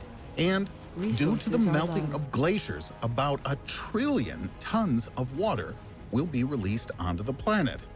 Over the course of 50 years, several missions like this one will create a temperate climate on Mars and cover up to 25% of the planet's surface with water. Do you think this approach will work? And if so, how exactly will the red planet change after all these incredible human efforts? To answer this question, scientists have applied an algorithm used in determining the climatic zones of the Earth to Mars. They took the topographic data on Mars from NASA as a basis and obtained a possible climate map of the planet. If we can believe the results, after terraforming on Mars, you'll be able to enjoy a vacation on the red planet like you would in Nice, France. For example, today the province of Elysium is a group of extinct volcanoes. But after terraformation, the area should become a real beach resort. Margaritifer Terra, or Pearl Land, is characterized by a large number of craters and undercurrents. But after artificial climate change, Margaritifer may become a true paradise with a climate similar to that of the Mediterranean. The district of Claritas, which is now a deserted tectonic rift, will be covered in snow and will be a wonderful destination for skiers. For those who may want to consider Mars as a permanent place of residence, scientists recommend to pay attention to what may become the 2 most densely populated areas in the future, which today is known as a huge channel of a dry riverbed, and West Noachis, which is of interest to scientists because of its dunes and drainage channels. Yeah, it seems that people have thought through all the technical aspects of the colonization of Mars. But the most unpredictable still remains: human behavior. How will people interact with each other? And what will be a fair way to divide up such an attractive area? Fortunately, the same questions were also asked in the British Interplanetary Society in London. There, people are already working on the future constitution of the Red Planet and a set of rules to govern the behavior of future colonists. According to futurologists and scientists, at first, all people on Mars will live in one community. But over time, conflicts may arise. Someone will definitely create a rebellion or revolution, and there probably will be warring tribes. Such situations can be avoided if dictatorial regimes are prevented and legal, non-violent means of opposing the government are developed. For example, the creation of trade unions like on Earth. Although, you see, laws do not always help us resolve conflicts. What do you think? Will people on Mars be able to start a new life and avoid repeating the sad pages of the history of our Earth? If you liked the video, give it a thumbs up and subscribe to the channel if you haven't already done so. Also, don't forget to click on the bell to enable notifications about the release of new videos. And stay with us. There's still a lot more interesting videos ahead. And don't forget to recommend us to your friends. Science is more fun together. This is a two-part collaboration with Times Infinity. In part 1, we discussed how and when SpaceX plans to travel to Mars. And now we're going to look at what SpaceX could do on Mars in the quest to make humans a multi-planetary civilization. If you've not seen part 1, make sure you check it out after this video. So we have achieved the biggest feat of mankind. We have arrived at Mars, our nearest chance of a realistic second home in the universe. So, now what? What has SpaceX got planned to get us cozy and settled in? Let's start by looking at Elon's original plan for a Mars mission, way back in 2001, where the goal for Mars was much simpler. At that time, SpaceX didn't even exist, and the plan was to send a greenhouse to Mars, with the goal of inspiring humans with images of life growing on a barren red planet over 100 million kilometers away. However, the price of reaching his goal was well over $60 million just to launch his dream into space. So after several failed negotiations for a rocket, Elon decided to do it himself and to start his journey for his own space company, which we now know as SpaceX. Over time, the plan for what SpaceX would do on Mars took on a much more grand scale, with the vision shifting from inspiring people back on Earth to directly settling and colonizing Mars. The plans at first were secretive and only discussed as comments from Elon himself. As early as 2007, Elon expressed interest in one day exploring and colonizing Mars. Rough timelines were drawn up in the mid-2010s, with an aspirational goal of humans on Mars by early 2020. By 2013, many more details were known. With the name of the Mars Colonial Transporter given, it was determined it would ferry people to and from Mars as the most powerful rocket ever built. By 2015, the plans were publicly announced, and a vision of 1 million people on Mars began to show just how much more massive the vision SpaceX had for Mars had grown. SpaceX now had plans not only to land humans on Mars, but to fully settle, colonize, and terraform the planet in the long run. So once on Mars, what options do we have for setting up the initial infrastructure and a base? The first two of SpaceX's Mars missions will be uncrewed cargo ships that will be tasked with finding natural resources that can be used in future missions and to provide fuel for Starship to make two-way trips with ease. These missions will also bring vital initial supplies like power generating machines and life support systems for the first humans to use. Further missions will then send manned and unmanned starships to set up propellant production plants that will turn water, ice, and carbon dioxide into usable fuel for the Starship in the form of liquid methane and liquid oxygen. These steps will be vital for the longer-term two-way transportation of humans and cargo to set up infrastructure on the Red Planet. So what about a base?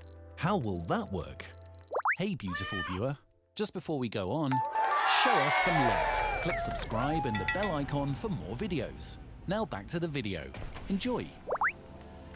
Starship itself could be a very interesting option for a Mars base. At 50 meters in height, large cargo bays, and being made of useful building materials, it would seem like a very attractive option using it for a Mars base. However, there are some drawbacks. Starship is designed to be fully reusable, like a jetliner. Imagine decommissioning a brand new aeroplane after a single flight. The cost to fly on that plane would be enormous. Outside of simply using Starship as a base, the logical process will most likely be building outwards from the initial propellant production plants, forming larger colonies into towns, and eventually fully functioning and habitable cities. Starships will arrive intermittently as and when the two planets are in close proximity on their individual orbits of the Sun.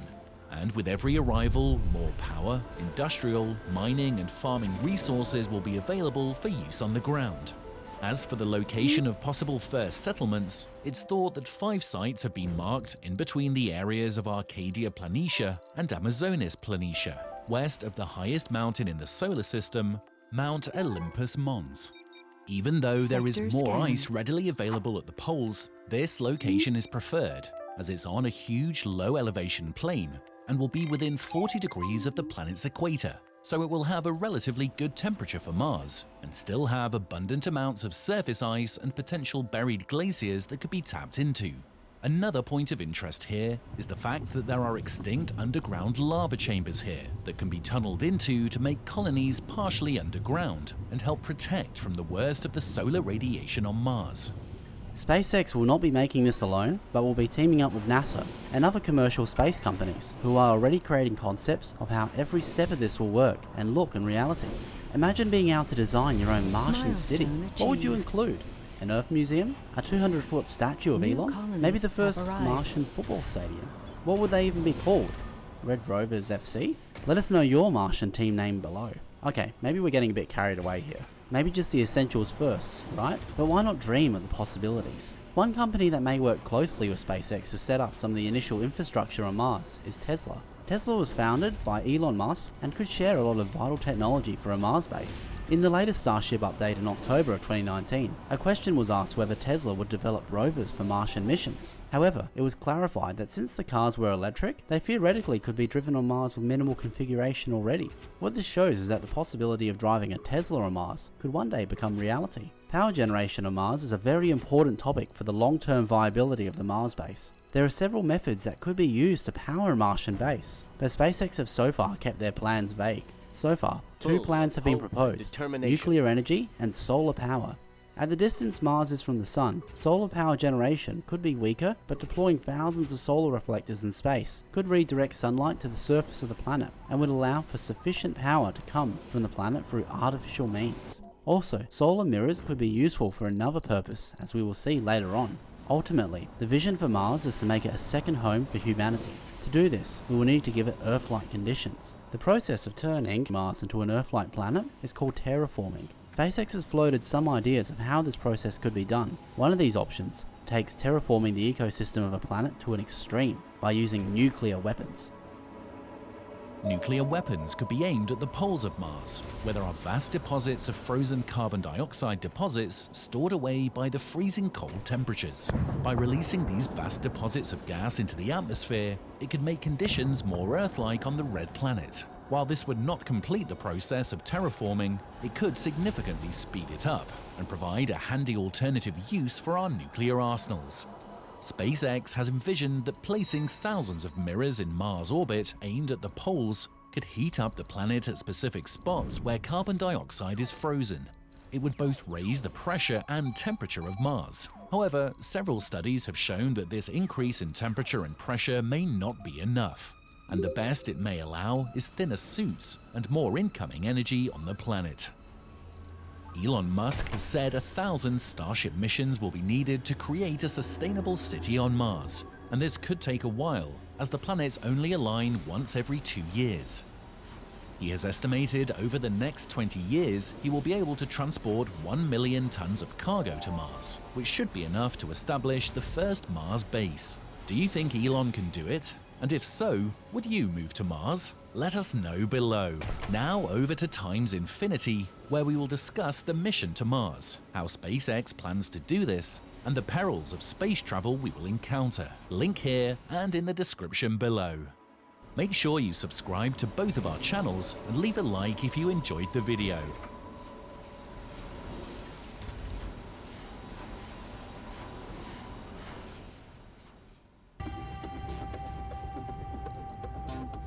Since time immemorial, humankind has looked to the stars. The universe has always been a source of fascination and of mystery. How was the cosmos born? What else might the universe contain? And where do we come from? Mankind is fascinated by these questions and by the search for answers. Sector scanned. It is Anomaly also found. fascinated by the idea of traveling to our neighbor planet, Mars. Mars holds a magical appeal for us humans. Is there life on the red planet? Could we live there? Welcome to Spacetime, featuring astronaut and scientist Ulrich Walter and an expert on surprises There are the Earth-sick universe colonists. has in store for us.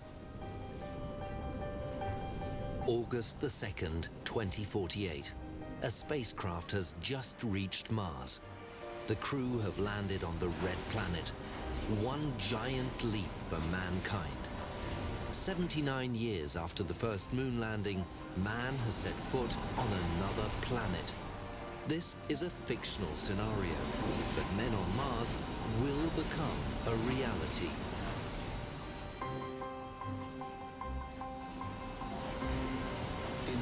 August 2nd, 2048 is a date that should be highlighted in the calendar. Why?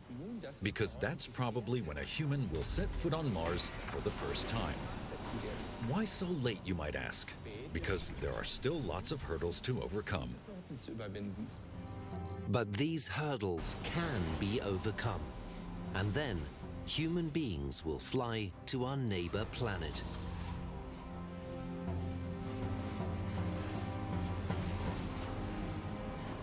Mars has always fascinated humans, but interest was only seriously kindled in the last century when a certain Giovanni Schiaparelli observed Mars through a telescope and thought that he could make out canals built by human hand. Thereafter, people had visions of small green Martians. Entitled War of the Worlds, a new novel appeared in which Martians visit Earth. So as you can see, at the start of the last century, there was no shortage of vivid imagination. Mars has fired human imagination ever since it was discovered. The conquest of the Red Planet by Earthlings in an inevitable battle against Martians. Over many years, millions of cinema-goers have experienced the arrival of Martians on Earth, never friendly and usually green. Humans on Mars, as conquerors, or as in the Hollywood blockbuster The Martian, as peaceful researchers in the struggle against the hostility of our neighbor planet. It's a recurring theme in novels and films.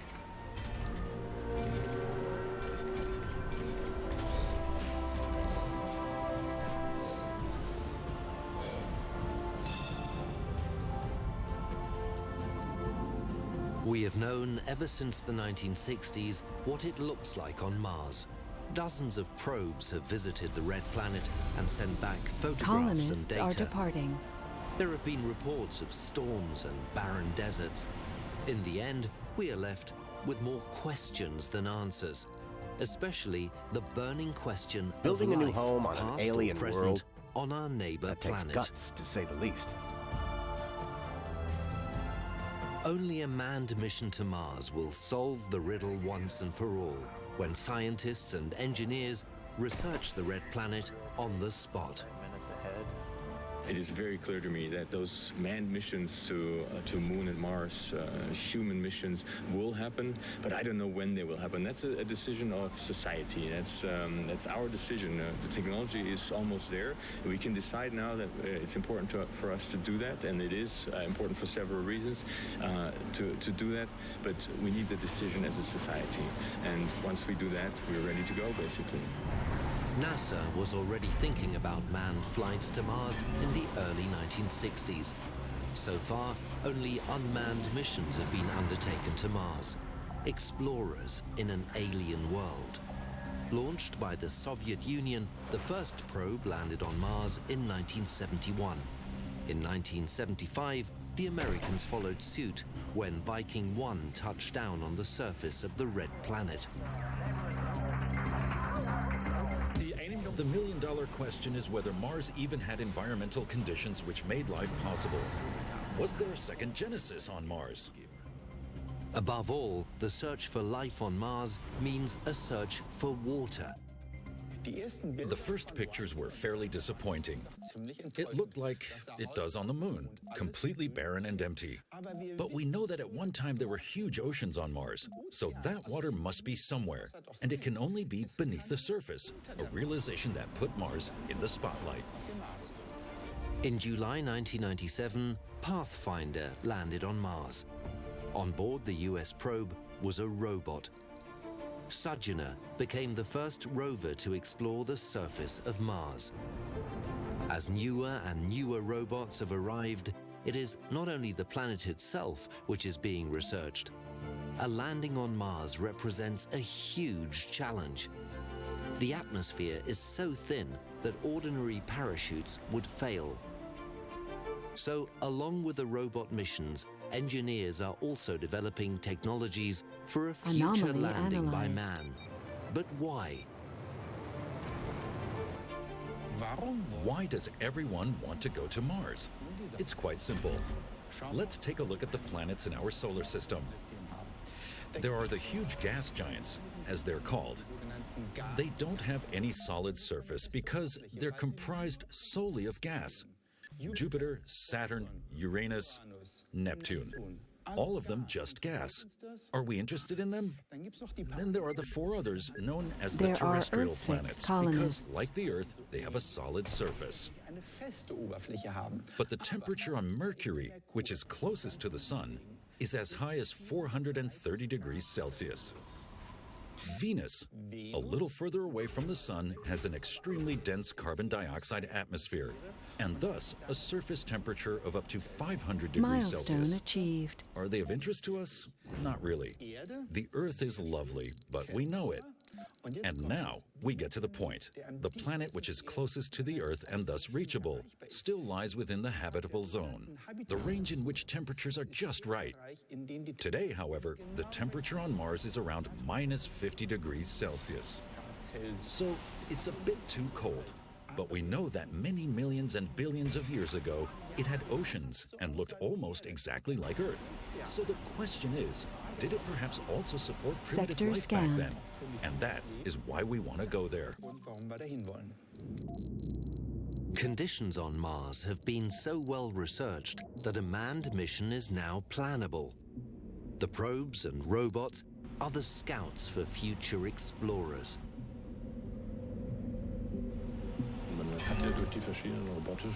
The various robot missions have already given us a very good picture of the different regions on Mars. Mapping has progressed considerably.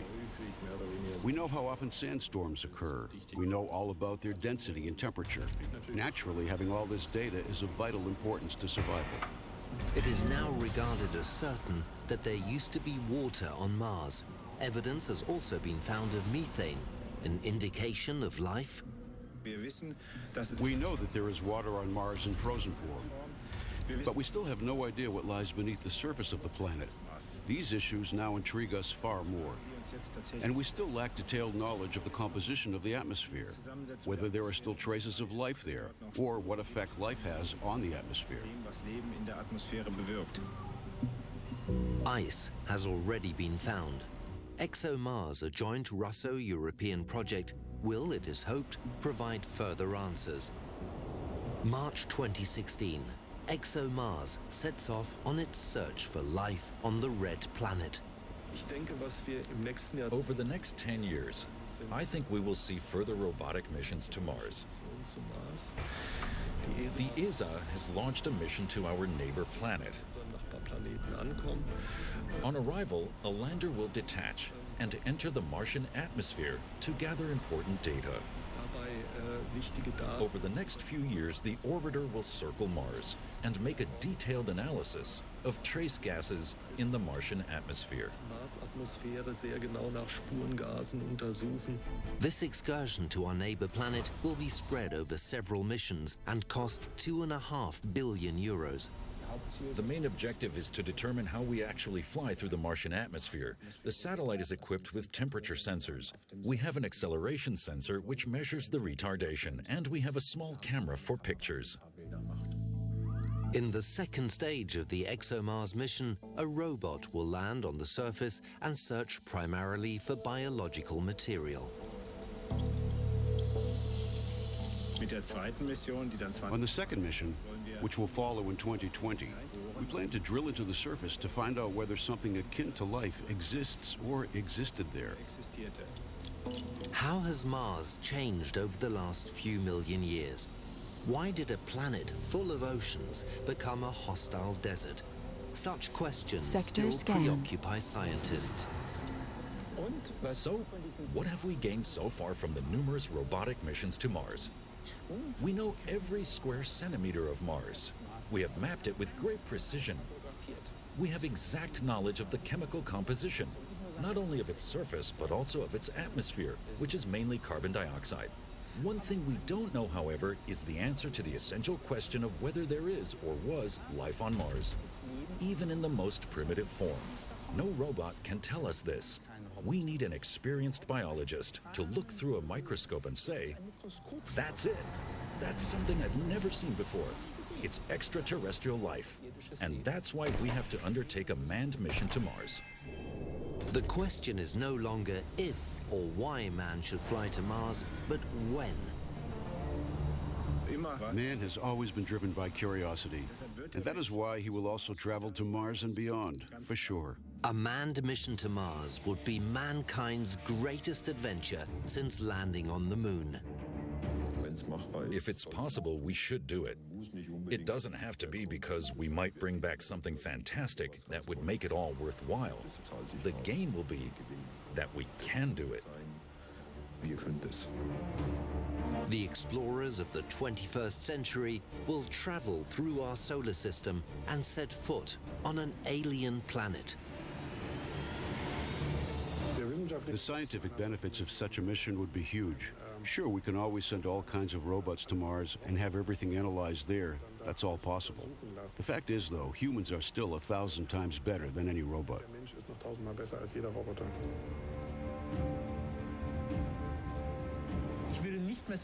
In my view today, it's no longer a case of whether to send robots or humans to Mars, but of sending robots and humans. Because one thing is clear, robots are very good at performing repetitive, dull, and dangerous tasks. But where exploration is involved and the creative mind of a researcher is called for, humans are vastly superior. But before man sets up home on Mars, a few problems still have to be solved. Naturally, we know all the basic technical requirements for getting to Mars and surviving there. But there are so many technical details that still need to be solved. When we land on Mars, for example, naturally we will do so with the help of rockets. But what exactly will the lander look like? It hasn't been built yet. And if we're to live on Mars for several years, what form will our life support system take? This will go down in history. We don't know. And how are we going to get the fuel necessary for traveling back to Earth? We still don't know. That all has to be designed, and yet there are still a few people saying that's of no interest to us. We're just going to fly there no matter what. In 2012, a startup company in the Netherlands really caused a stir within the international space travel community. It drew up a project named Mars One, which promised nothing less than the colonization of Mars. Modern-day pioneers from the Earth are going to populate our neighbor planet with no chance of coming back. Our plan, of course, is a mission of permanent settlement, so the crew is staying on Mars, and instead of trying to bring them from Mars back to Earth, which is practically impossible, we're going to send additional crews every 2 years. A one-way ticket to the future, living and dying on Mars. If NASA is going to send humans to Mars, they can't leave them on the surface, because for a country to say we're going to send some of our citizens to Mars and leave them there, that doesn't work. So that's the feedback I get from NASA, is that they will never be able to do that. Worldwide, hundreds of thousands of people have applied to participate in the Mars One project, fully realizing that they will never return. Like Robert Schröder, a student from Darmstadt. I'd like to achieve something up there as part of a team. In other words, take humankind and technology a step further. I'd also like simply to explore Mars and find out whether or not there is life up there. Young, healthy, no family, and an IT student, Schröder has the best prerequisites for a future settler on Mars. He is among the last 100 applicants still being considered. I believe the moment will come when I really will board the rocket. There's a lot that I will miss, but it's the path I want to take. Living on Mars, life enclosed in a container. Stepping outside without wearing a spacesuit would mean sudden death. No forests, no lakes, no new book. A life focused solely on survival. We are very clear about the fact that this is a permanent settlement mission, a one-way trip. So our crews will have to decide for themselves, is this something that I want to do or not? And those people who don't want to do that, they don't apply for our mission and they shouldn't go. And And of course, at any moment until departure, the teams can drop out. And I would not be surprised if the first team that we select climbs the rocket and one of them says, sorry guys, I changed my mind, I don't want to do it. And what is still totally unclear is how the new settlers on Mars will feed themselves. Mars One thinking is focused on greenhouses and the accommodation containers. Tests are being carried out to see if and how plants could thrive on Mars. The lives of the settlers would depend on them. A vegan existence. Should the harvest fail or the plants die, it would be the end. The settlers would starve to death. A biologist at Wageningen University in the Netherlands is studying the possibility of growing plants on Mars. The atmosphere on Mars is totally different. In fact, the planet has hardly any atmosphere. It's extremely cold up there, normally 60 to 80 below. So growing anything outside is simply impossible. What we will do is go underground, build a house, and grow vegetables in it. Water is present there in the form of ice, and that's what we will use to grow our plants. Cress, radishes, rye. The first experiments have been promising. Even tomatoes grow on the simulated Martian soil. It's amazing how these carrots have grown. We never expected it. Things are looking very good, and we're expecting to have a very good harvest. We've also got Martian soil here. The produce really is edible. Only the spinach is struggling a bit. The composition of the artificial Martian soil was provided by NASA. The soil also contains heavy metals, so we have to be sure that it doesn't get into the potatoes or the cress and make us ill. A Mars meal would consist of vegetables and cereals. Herbs could also be grown, and perhaps fruit too. We haven't gotten around to fruit yet. We'll give it a try next year, because strawberries are very tasty. There's radiation on Mars, and although the settlers will be protected against it, eating strawberries will be an added help. So next year, we'll also have strawberries. The concept for financing Mars One is in tune with the times. The plan is for the money to come from reality TV shows, living on Mars in a Big Brother container. Analyzed. I think it's ethically irresponsible to send people to Mars or wherever without it being clear how they could return in an emergency.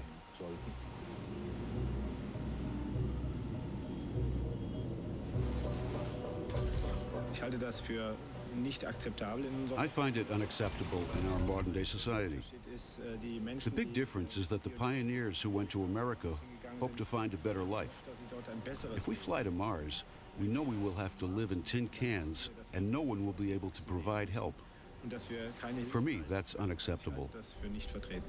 But Mars One has generated public interest in missions to Mars. I think that every great journey undertaken by our generation, every grand project realized by our society begins with the same thought. What if? So Mars One might not be successful, but even so, it will help get people to Mars. Achieved. Just like in this film, the settlers would face unexpected problems which could probably not be solved with their minimal equipment. And they would have no chance of returning to Earth. Leaving aside the ethical problems, can Mars One work? That depends somewhat on exactly what we mean by work. My personal opinion is that the risk of me dying on the mission must not be greater than 10%. So let's look at Mars One again under this aspect. The settlers fly there in a rocket and have to land. But the technology isn't yet fully developed. I put the likelihood of them actually landing safely at about 20%. That's not a lot. And there's also a second problem. The plan is to launch a flight to Mars every 2 years. And with each flight, an accommodation module will be transported and docked onto the colony. But the bigger the colony gets from year to year, the more probable it is that something will break down. But they won't have any repair tools or spare parts left. In other words, sooner or later, this snowball system will collapse. In my opinion, in 3, 4, 5, or 6 years. Then, at the latest, it will all be over for Mars 1. The concept does not foresee a return to Earth. As long as the company exists, supplies could still be provided.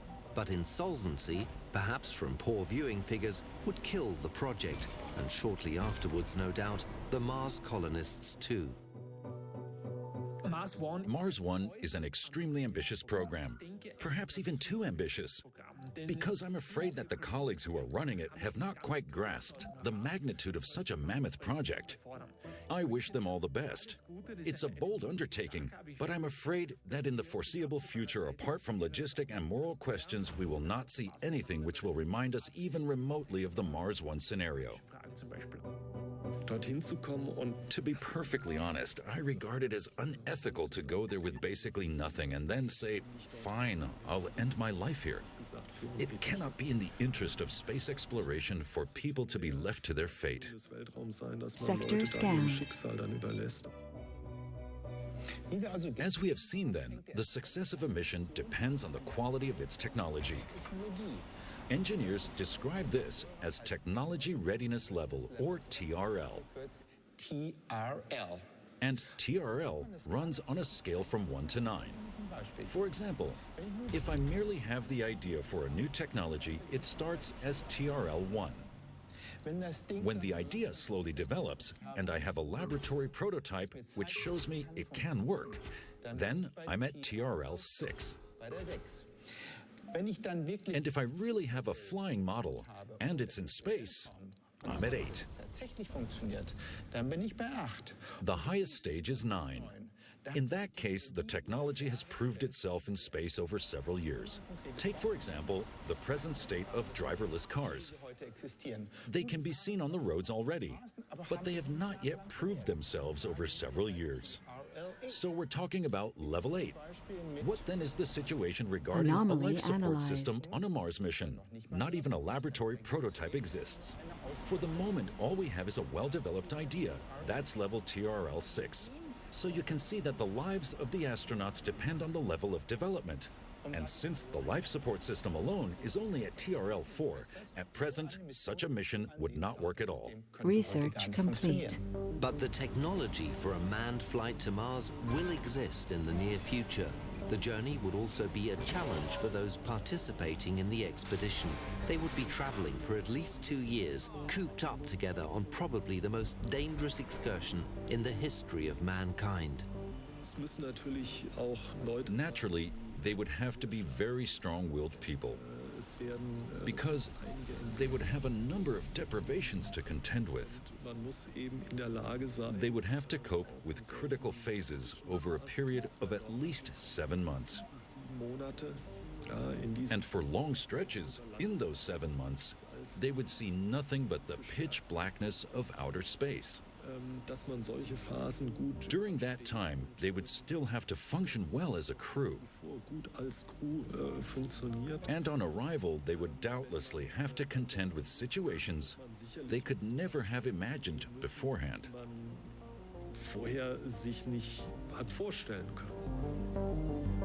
Weightlessness would be a major problem for travelers to Mars. Tests are already being carried out on the International Space Station to see what effects long-term missions have on the body. Cabin fever is a further problem.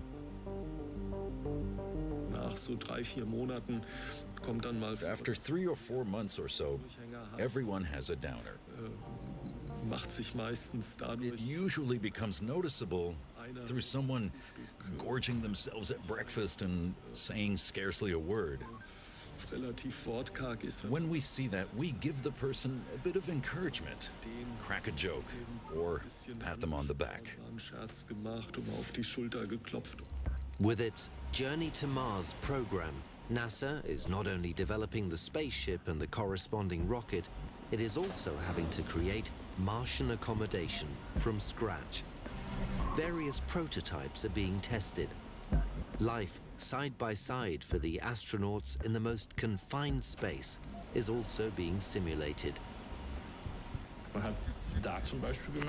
We noticed that over the 30 days in which a spaceflight was simulated, communication within the group dwindled considerably.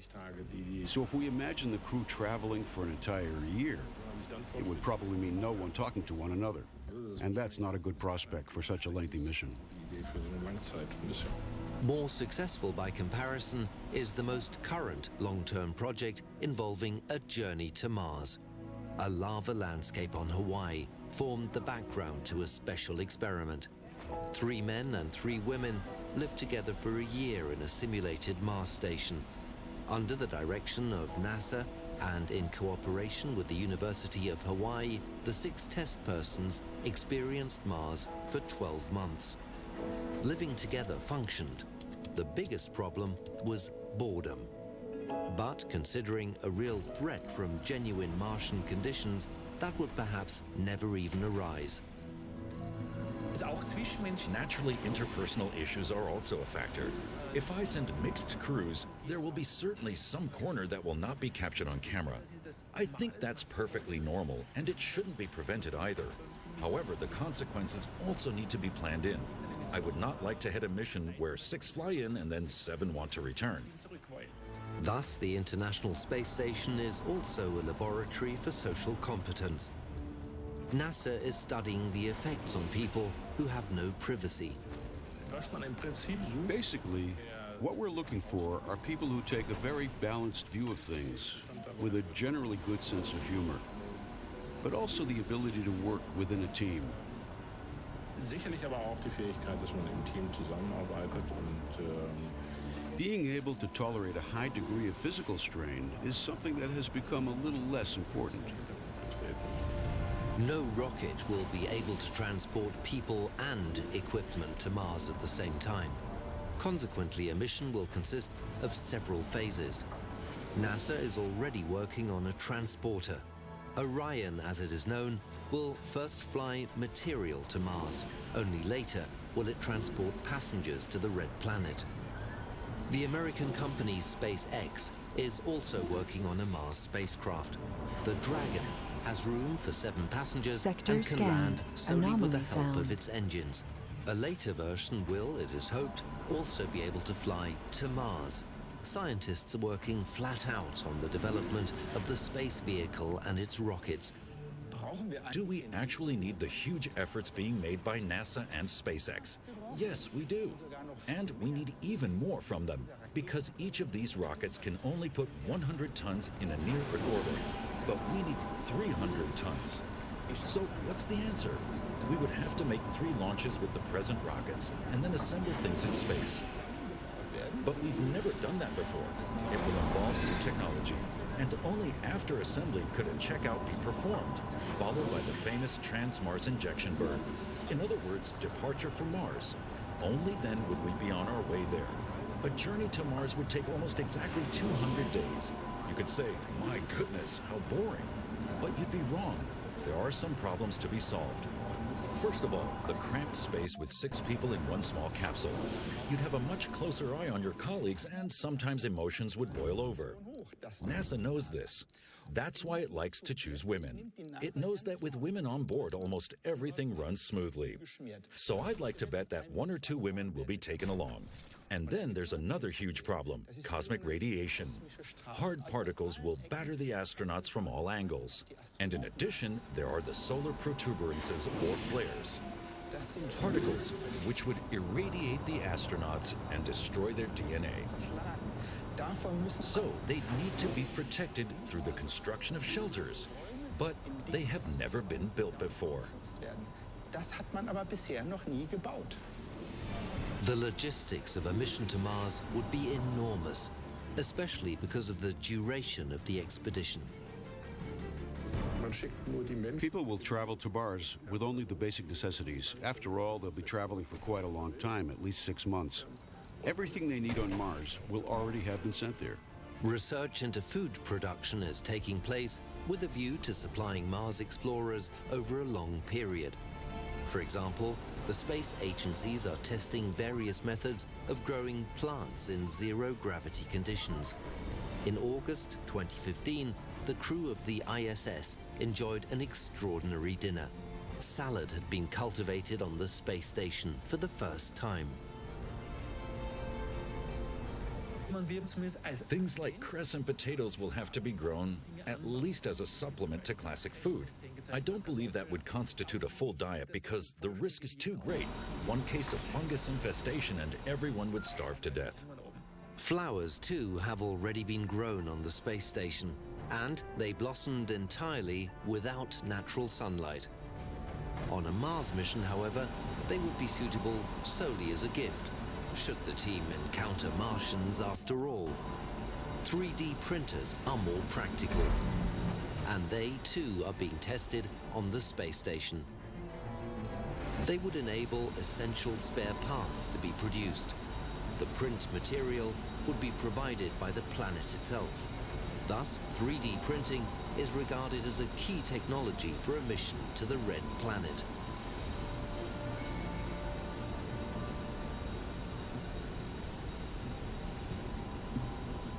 And NASA has got even more planned. In preparation for a future mission to Mars, the US Space Agency wants to land an unmanned probe on an asteroid and collect a large rock around 6 meters wide and weighing some 500 tons. The probe would then park the rock in a lunar orbit. Then, on a second mission, astronauts would visit the rock orbiting the moon and examine it on the spot. One aim is to find out whether in space raw materials from an asteroid can be broken down.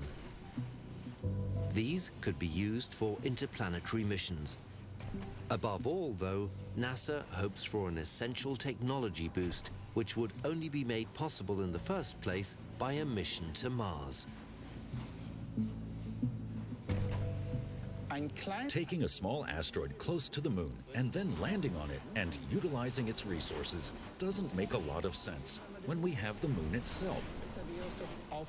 It would be better to land on the moon and then use the regolith, for example, for producing oxygen, which the astronauts need for breathing. The same thing would later be done on Mars. So we're talking about building a factory on the moon and using the regolith to produce the oxygen astronauts need for breathing. The moon would be the perfect place to practice for Mars. And that is precisely what the Russian space agency Roscosmos is planning in cooperation with the European space agency ESA. Together, they plan to search for water on the moon. The moon is highly interesting because it can serve as a springboard to outer space. So much can be possible there over the next few years. For example, a lunar base could be established for refueling rockets for a flight onward to Mars. In some ways, the moon could be seen as a little kid's swimming pool. It's relatively easy to get to, and if something goes wrong, a rocket can simply bring people back to Earth right away. When the International Space Station is decommissioned in 2024, the moon could serve as mankind's new scientific outpost in space. Inflatable pressure bodies would constitute the base. Robots would then cover them with layers of regolith. Autonomous 3D printers would provide the necessary support structure. The covering layer of regolith would provide protection from radiation and the impact of tiny meteorites. In the event of an emergency, people could come back from the moon in a few days. We could learn how certain systems for bioregeneration, for training, and so on, could be optimized. And then the big leap to Mars could take place. That really is in a different category. Scientists and engineers want to create a complete moon base, an international research station for developing new technology, and at the same time, a springboard for a journey to Mars, a joint project for the further conquest of space. The question is, I think, whether mankind, because several nations are participating, wants to bear the cost of such a mission. Technologically, I'd say it's a goal that really could be attained in the near future. The space industry hopes for a tremendous boost from projects like the Moon Base and the Journey to Mars.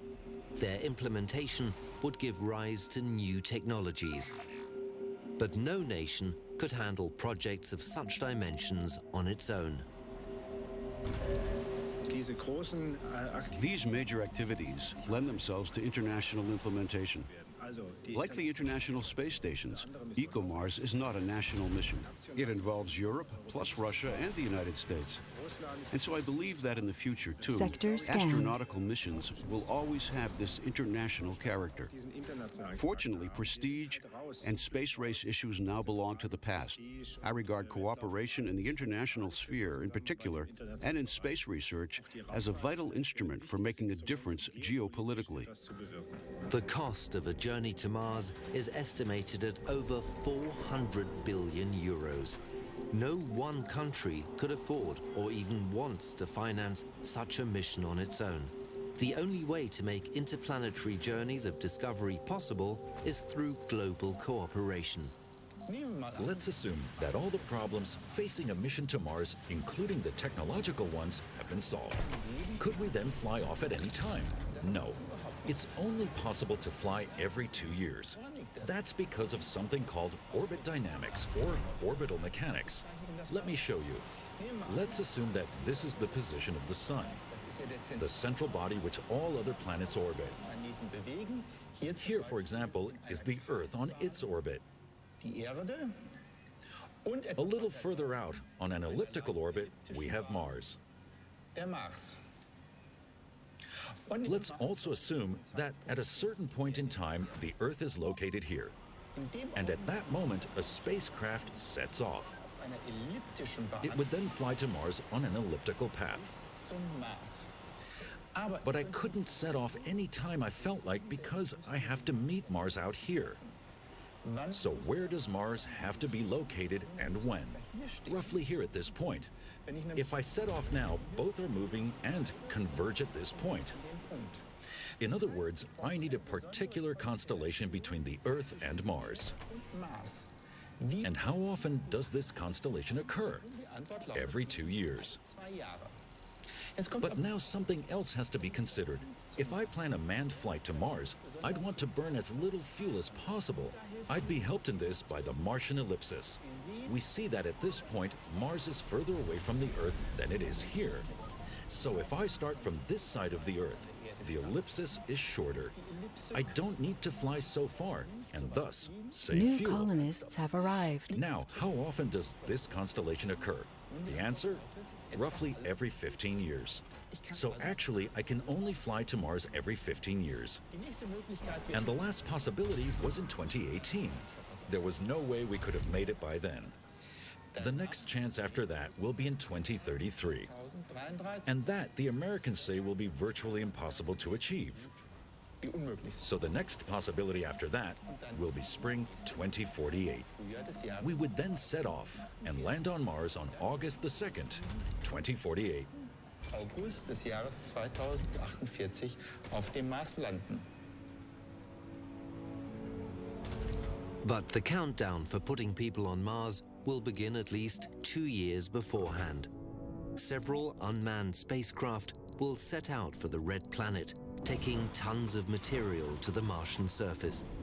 They will also have the landing module on board for the visitors who will arrive later, including the fuel for a return to Earth. On Mars, robots will already be preparing for the arrival of passengers.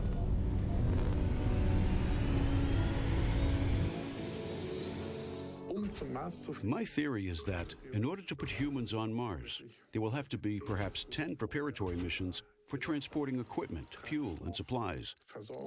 To make it crystal clear, the aim must, of course, be to take people to Mars and to bring them back again. Anything else, in my view, is not serious space travel. Launch Complex 39A at the Kennedy Space Center in Cape Canaveral. Standing on the launch pad at the US spaceport is an American heavy cargo rocket. Inside its nose cone is the Mars capsule Orion with an international crew on board. The start of a new era. Man's first departure for Mars. The journey to our neighboring planet will take half a year. The landing will take place from the surface orbit, the orbit on which a service module will circle Mars. The service module will remain in orbit around Mars because later, when we lift off again, we will want to dock onto it. We will fly around Mars in this direction. Then the landing module will be released. The first thing it will do is release a parachute in order to utilize the resistance of the Martian atmosphere. That's relatively low, but it's still sufficient to slow down the module. Some 50 kilometers above the surface, perhaps just 20, the parachute will be jettisoned and the retro rockets will begin to retard the module's speed even more, right down to 0, to effect a soft landing. When we have achieved that, then we will have finally arrived. On Mars, exploration of the planet is getting underway, and the fight for survival. For immediate survival, it is, of course, vital for us to establish the basic requirements. The oxygen, water, and power that first have to be brought from Earth, because it will take a while to grow anything. One problem on Mars will be the long time spent there.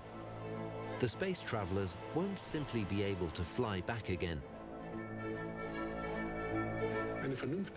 A reasonable path to Mars and back will always mean someone spending between 6 months and a year on the planet.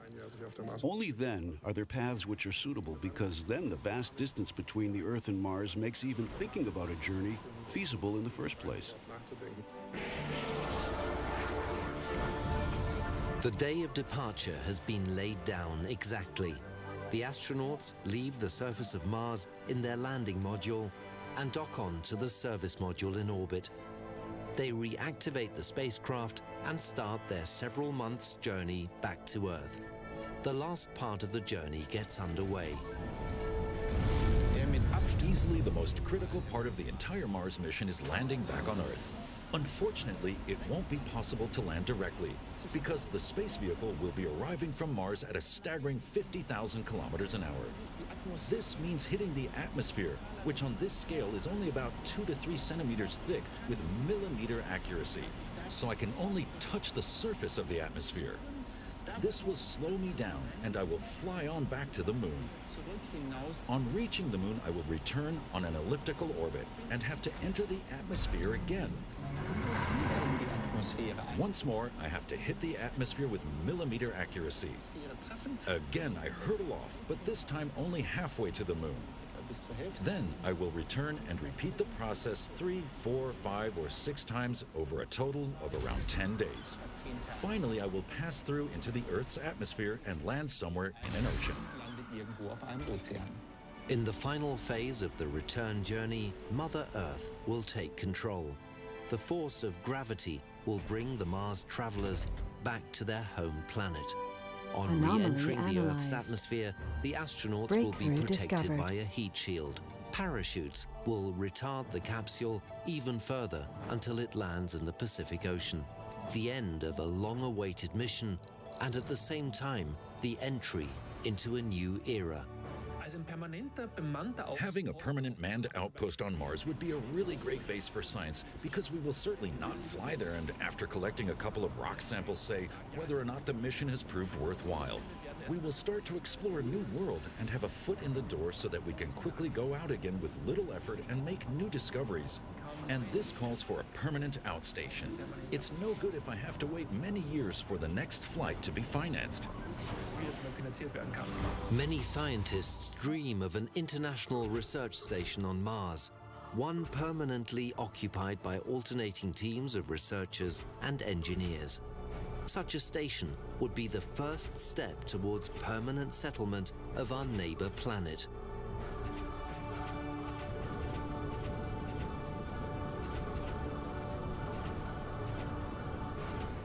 Personally, I find the idea of colonizing another celestial body incredibly exciting, because it would launch mankind into a new era. Then the question also arises of who owns the colony. Does it belong to one country, or will it be autonomous? Because then there will be countless chances for humanity. We could say that we won't ship all the national boundaries nonsense to Mars. Instead, we'll try something new, something better. We'll establish a direct democracy and totally new legal systems which function far better. And we'll weed out all the old junk we've gathered on Earth. Leave it all behind and begin as a new humanity. Work is underway on the technology needed for a journey to Mars. It will be operational in the near future. We already have the landing technology.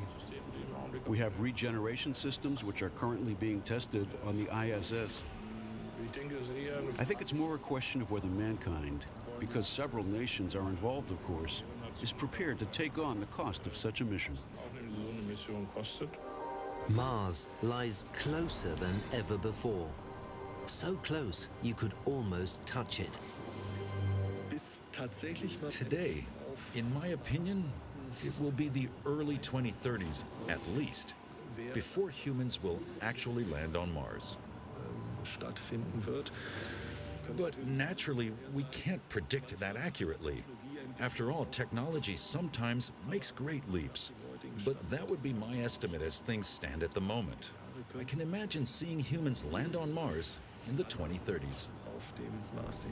Interplanetary travel, visiting a neighboring planet, taking a walk on Mars, settlers leaving their home planet, the Earth. That is no longer science fiction. It will become reality. I regard 2048 as realistic. I believe it will be even earlier. But first, it's important for us all to agree that man will seize the chance to set foot on the Red Planet. Man has always been a discoverer Well, and here a I- conqueror. In the past, he explored strange continents. Soon, perhaps, it will be alien planets that will be opened up. Mars could be a start. No one in the world says we absolutely must go to Mars. That's the big topic, and it's now assuming massive priority. There is no competition. And that, I believe, is why it will take even longer than we think. What is certain, though, is that man will set foot on Mars, perhaps even in this generation.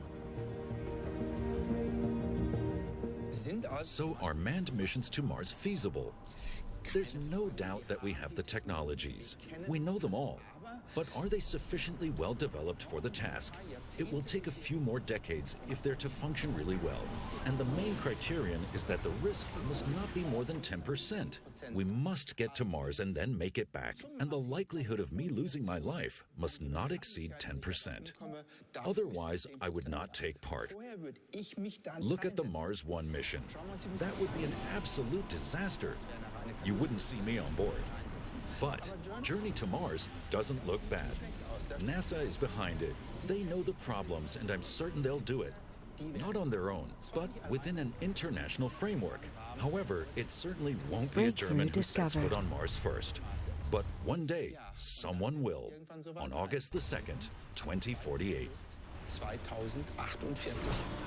The journey to Mars.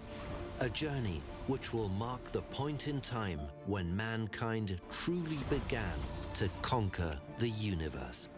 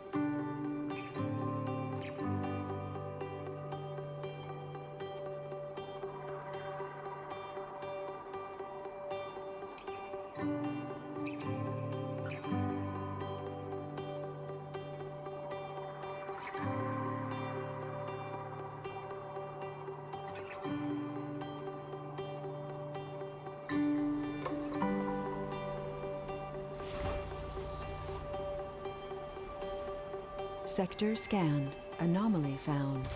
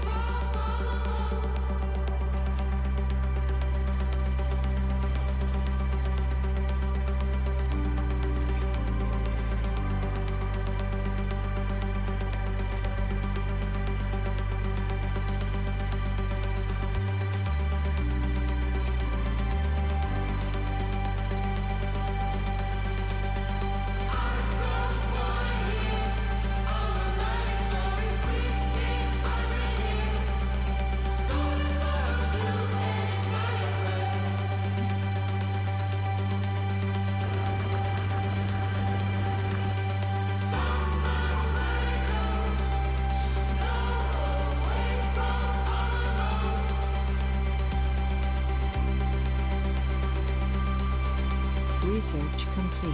Enough.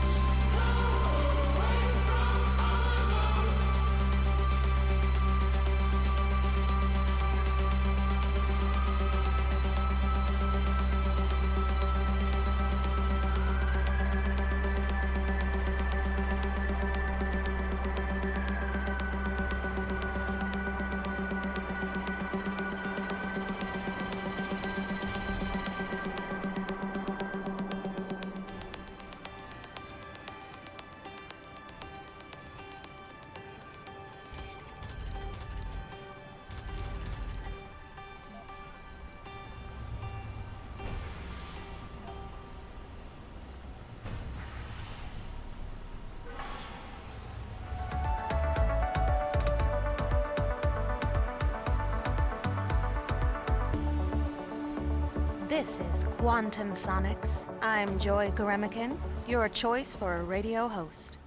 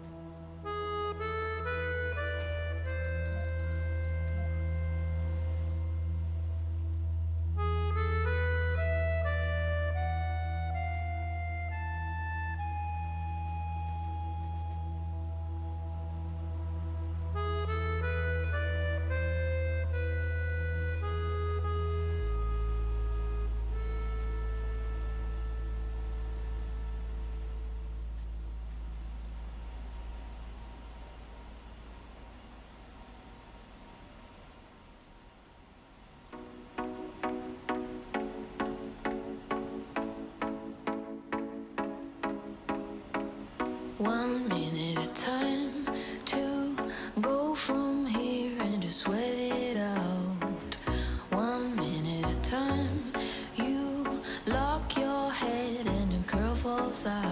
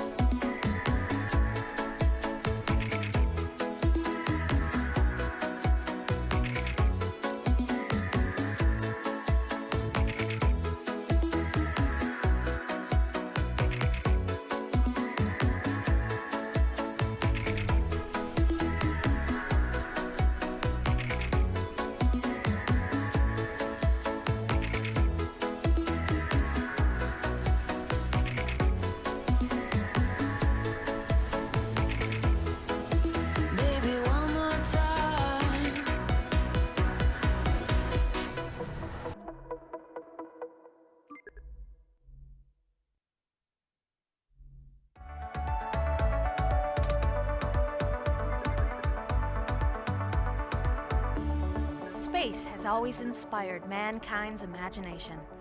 In the 20th century, composer Gustav Holst completed The Planets, an orchestral suite with all movements named after the planets in our solar system. Each movement tries to convey the influence that the planets were believed to have on the human psyche, according to astrological theories.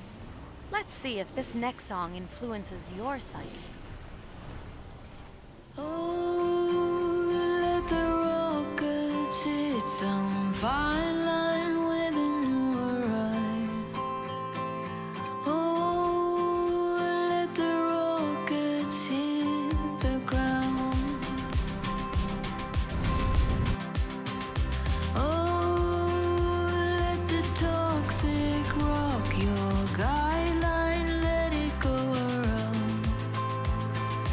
Oh, let the rockets free your mind.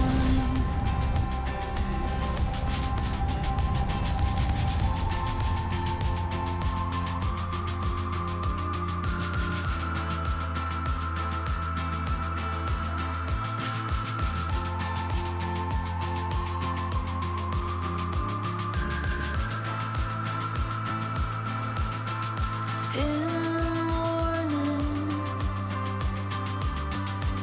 so happy to be. Sector scanned. Oh, let the rockets lead to some kind of new life. Anomaly analyzed. Oh, let the rockets guide you.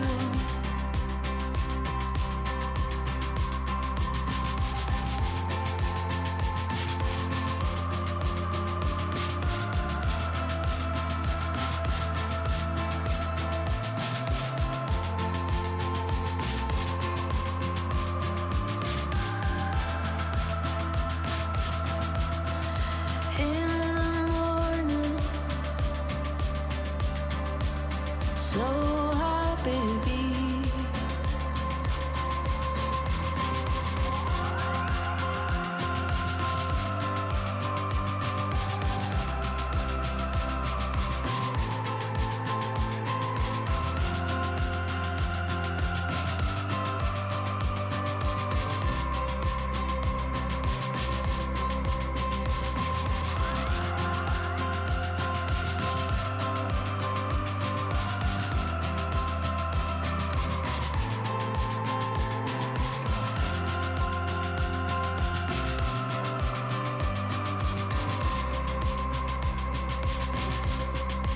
In the morning,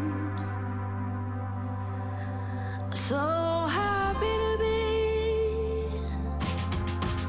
In the morning,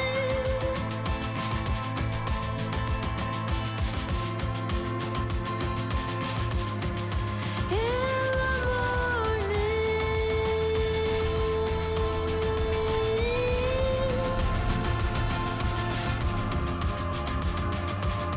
Meteor shower incoming.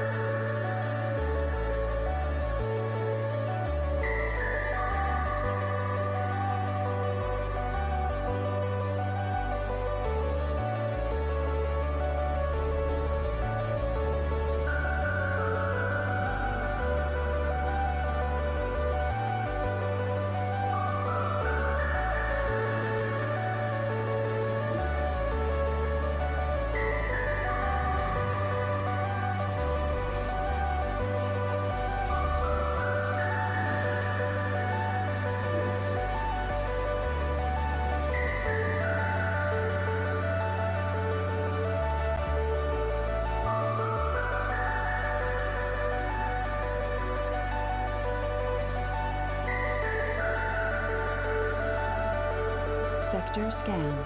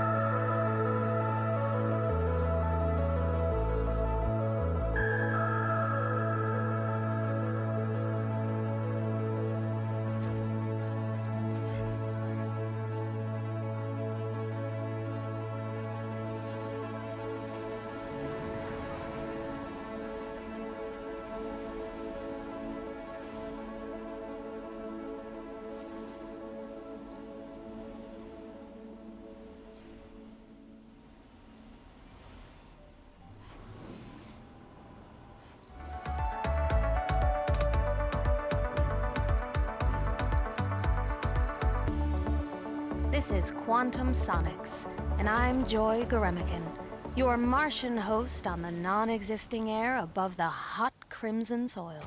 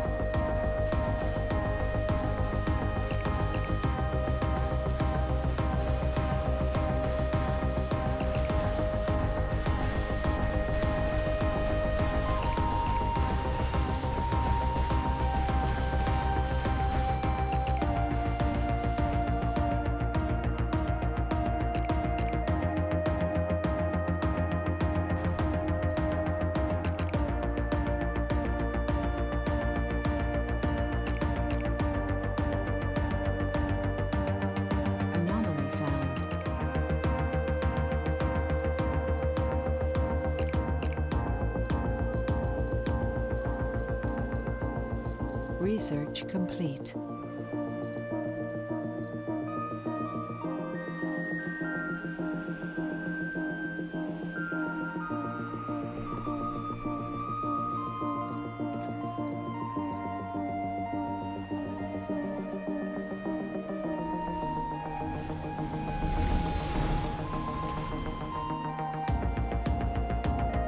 New colonists have arrived.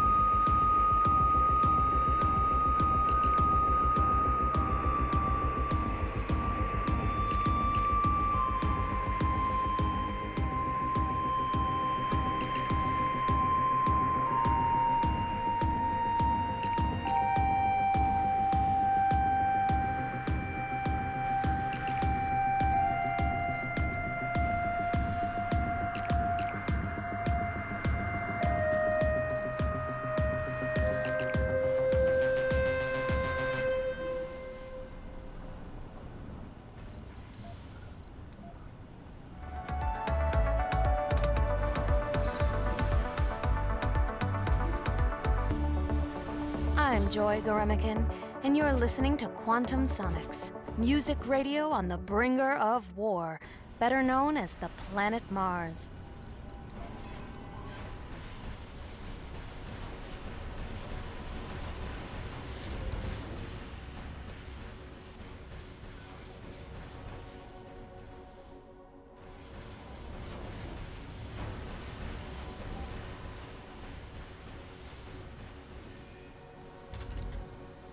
Sector scanned.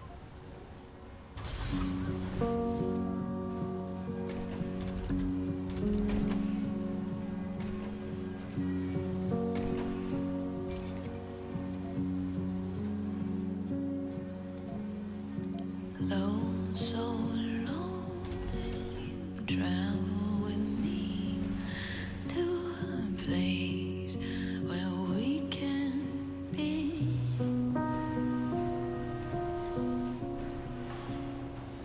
Where the moon and the stars are running free.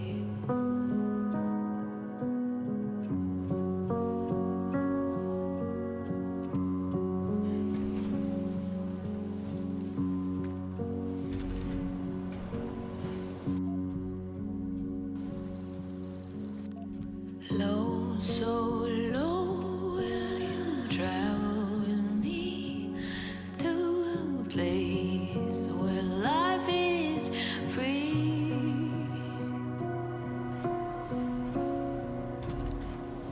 Where the moon and the stars are running free.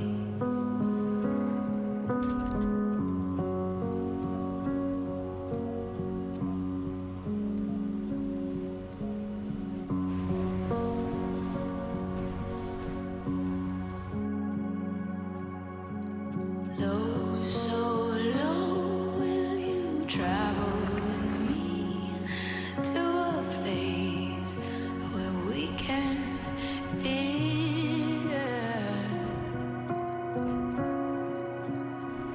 Where the moon and the stars are running free.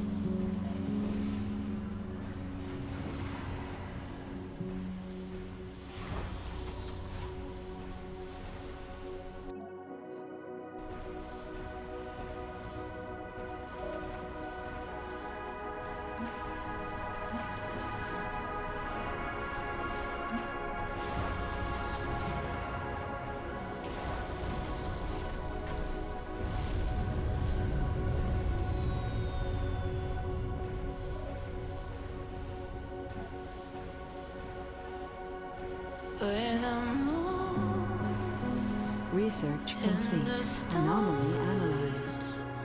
are running free.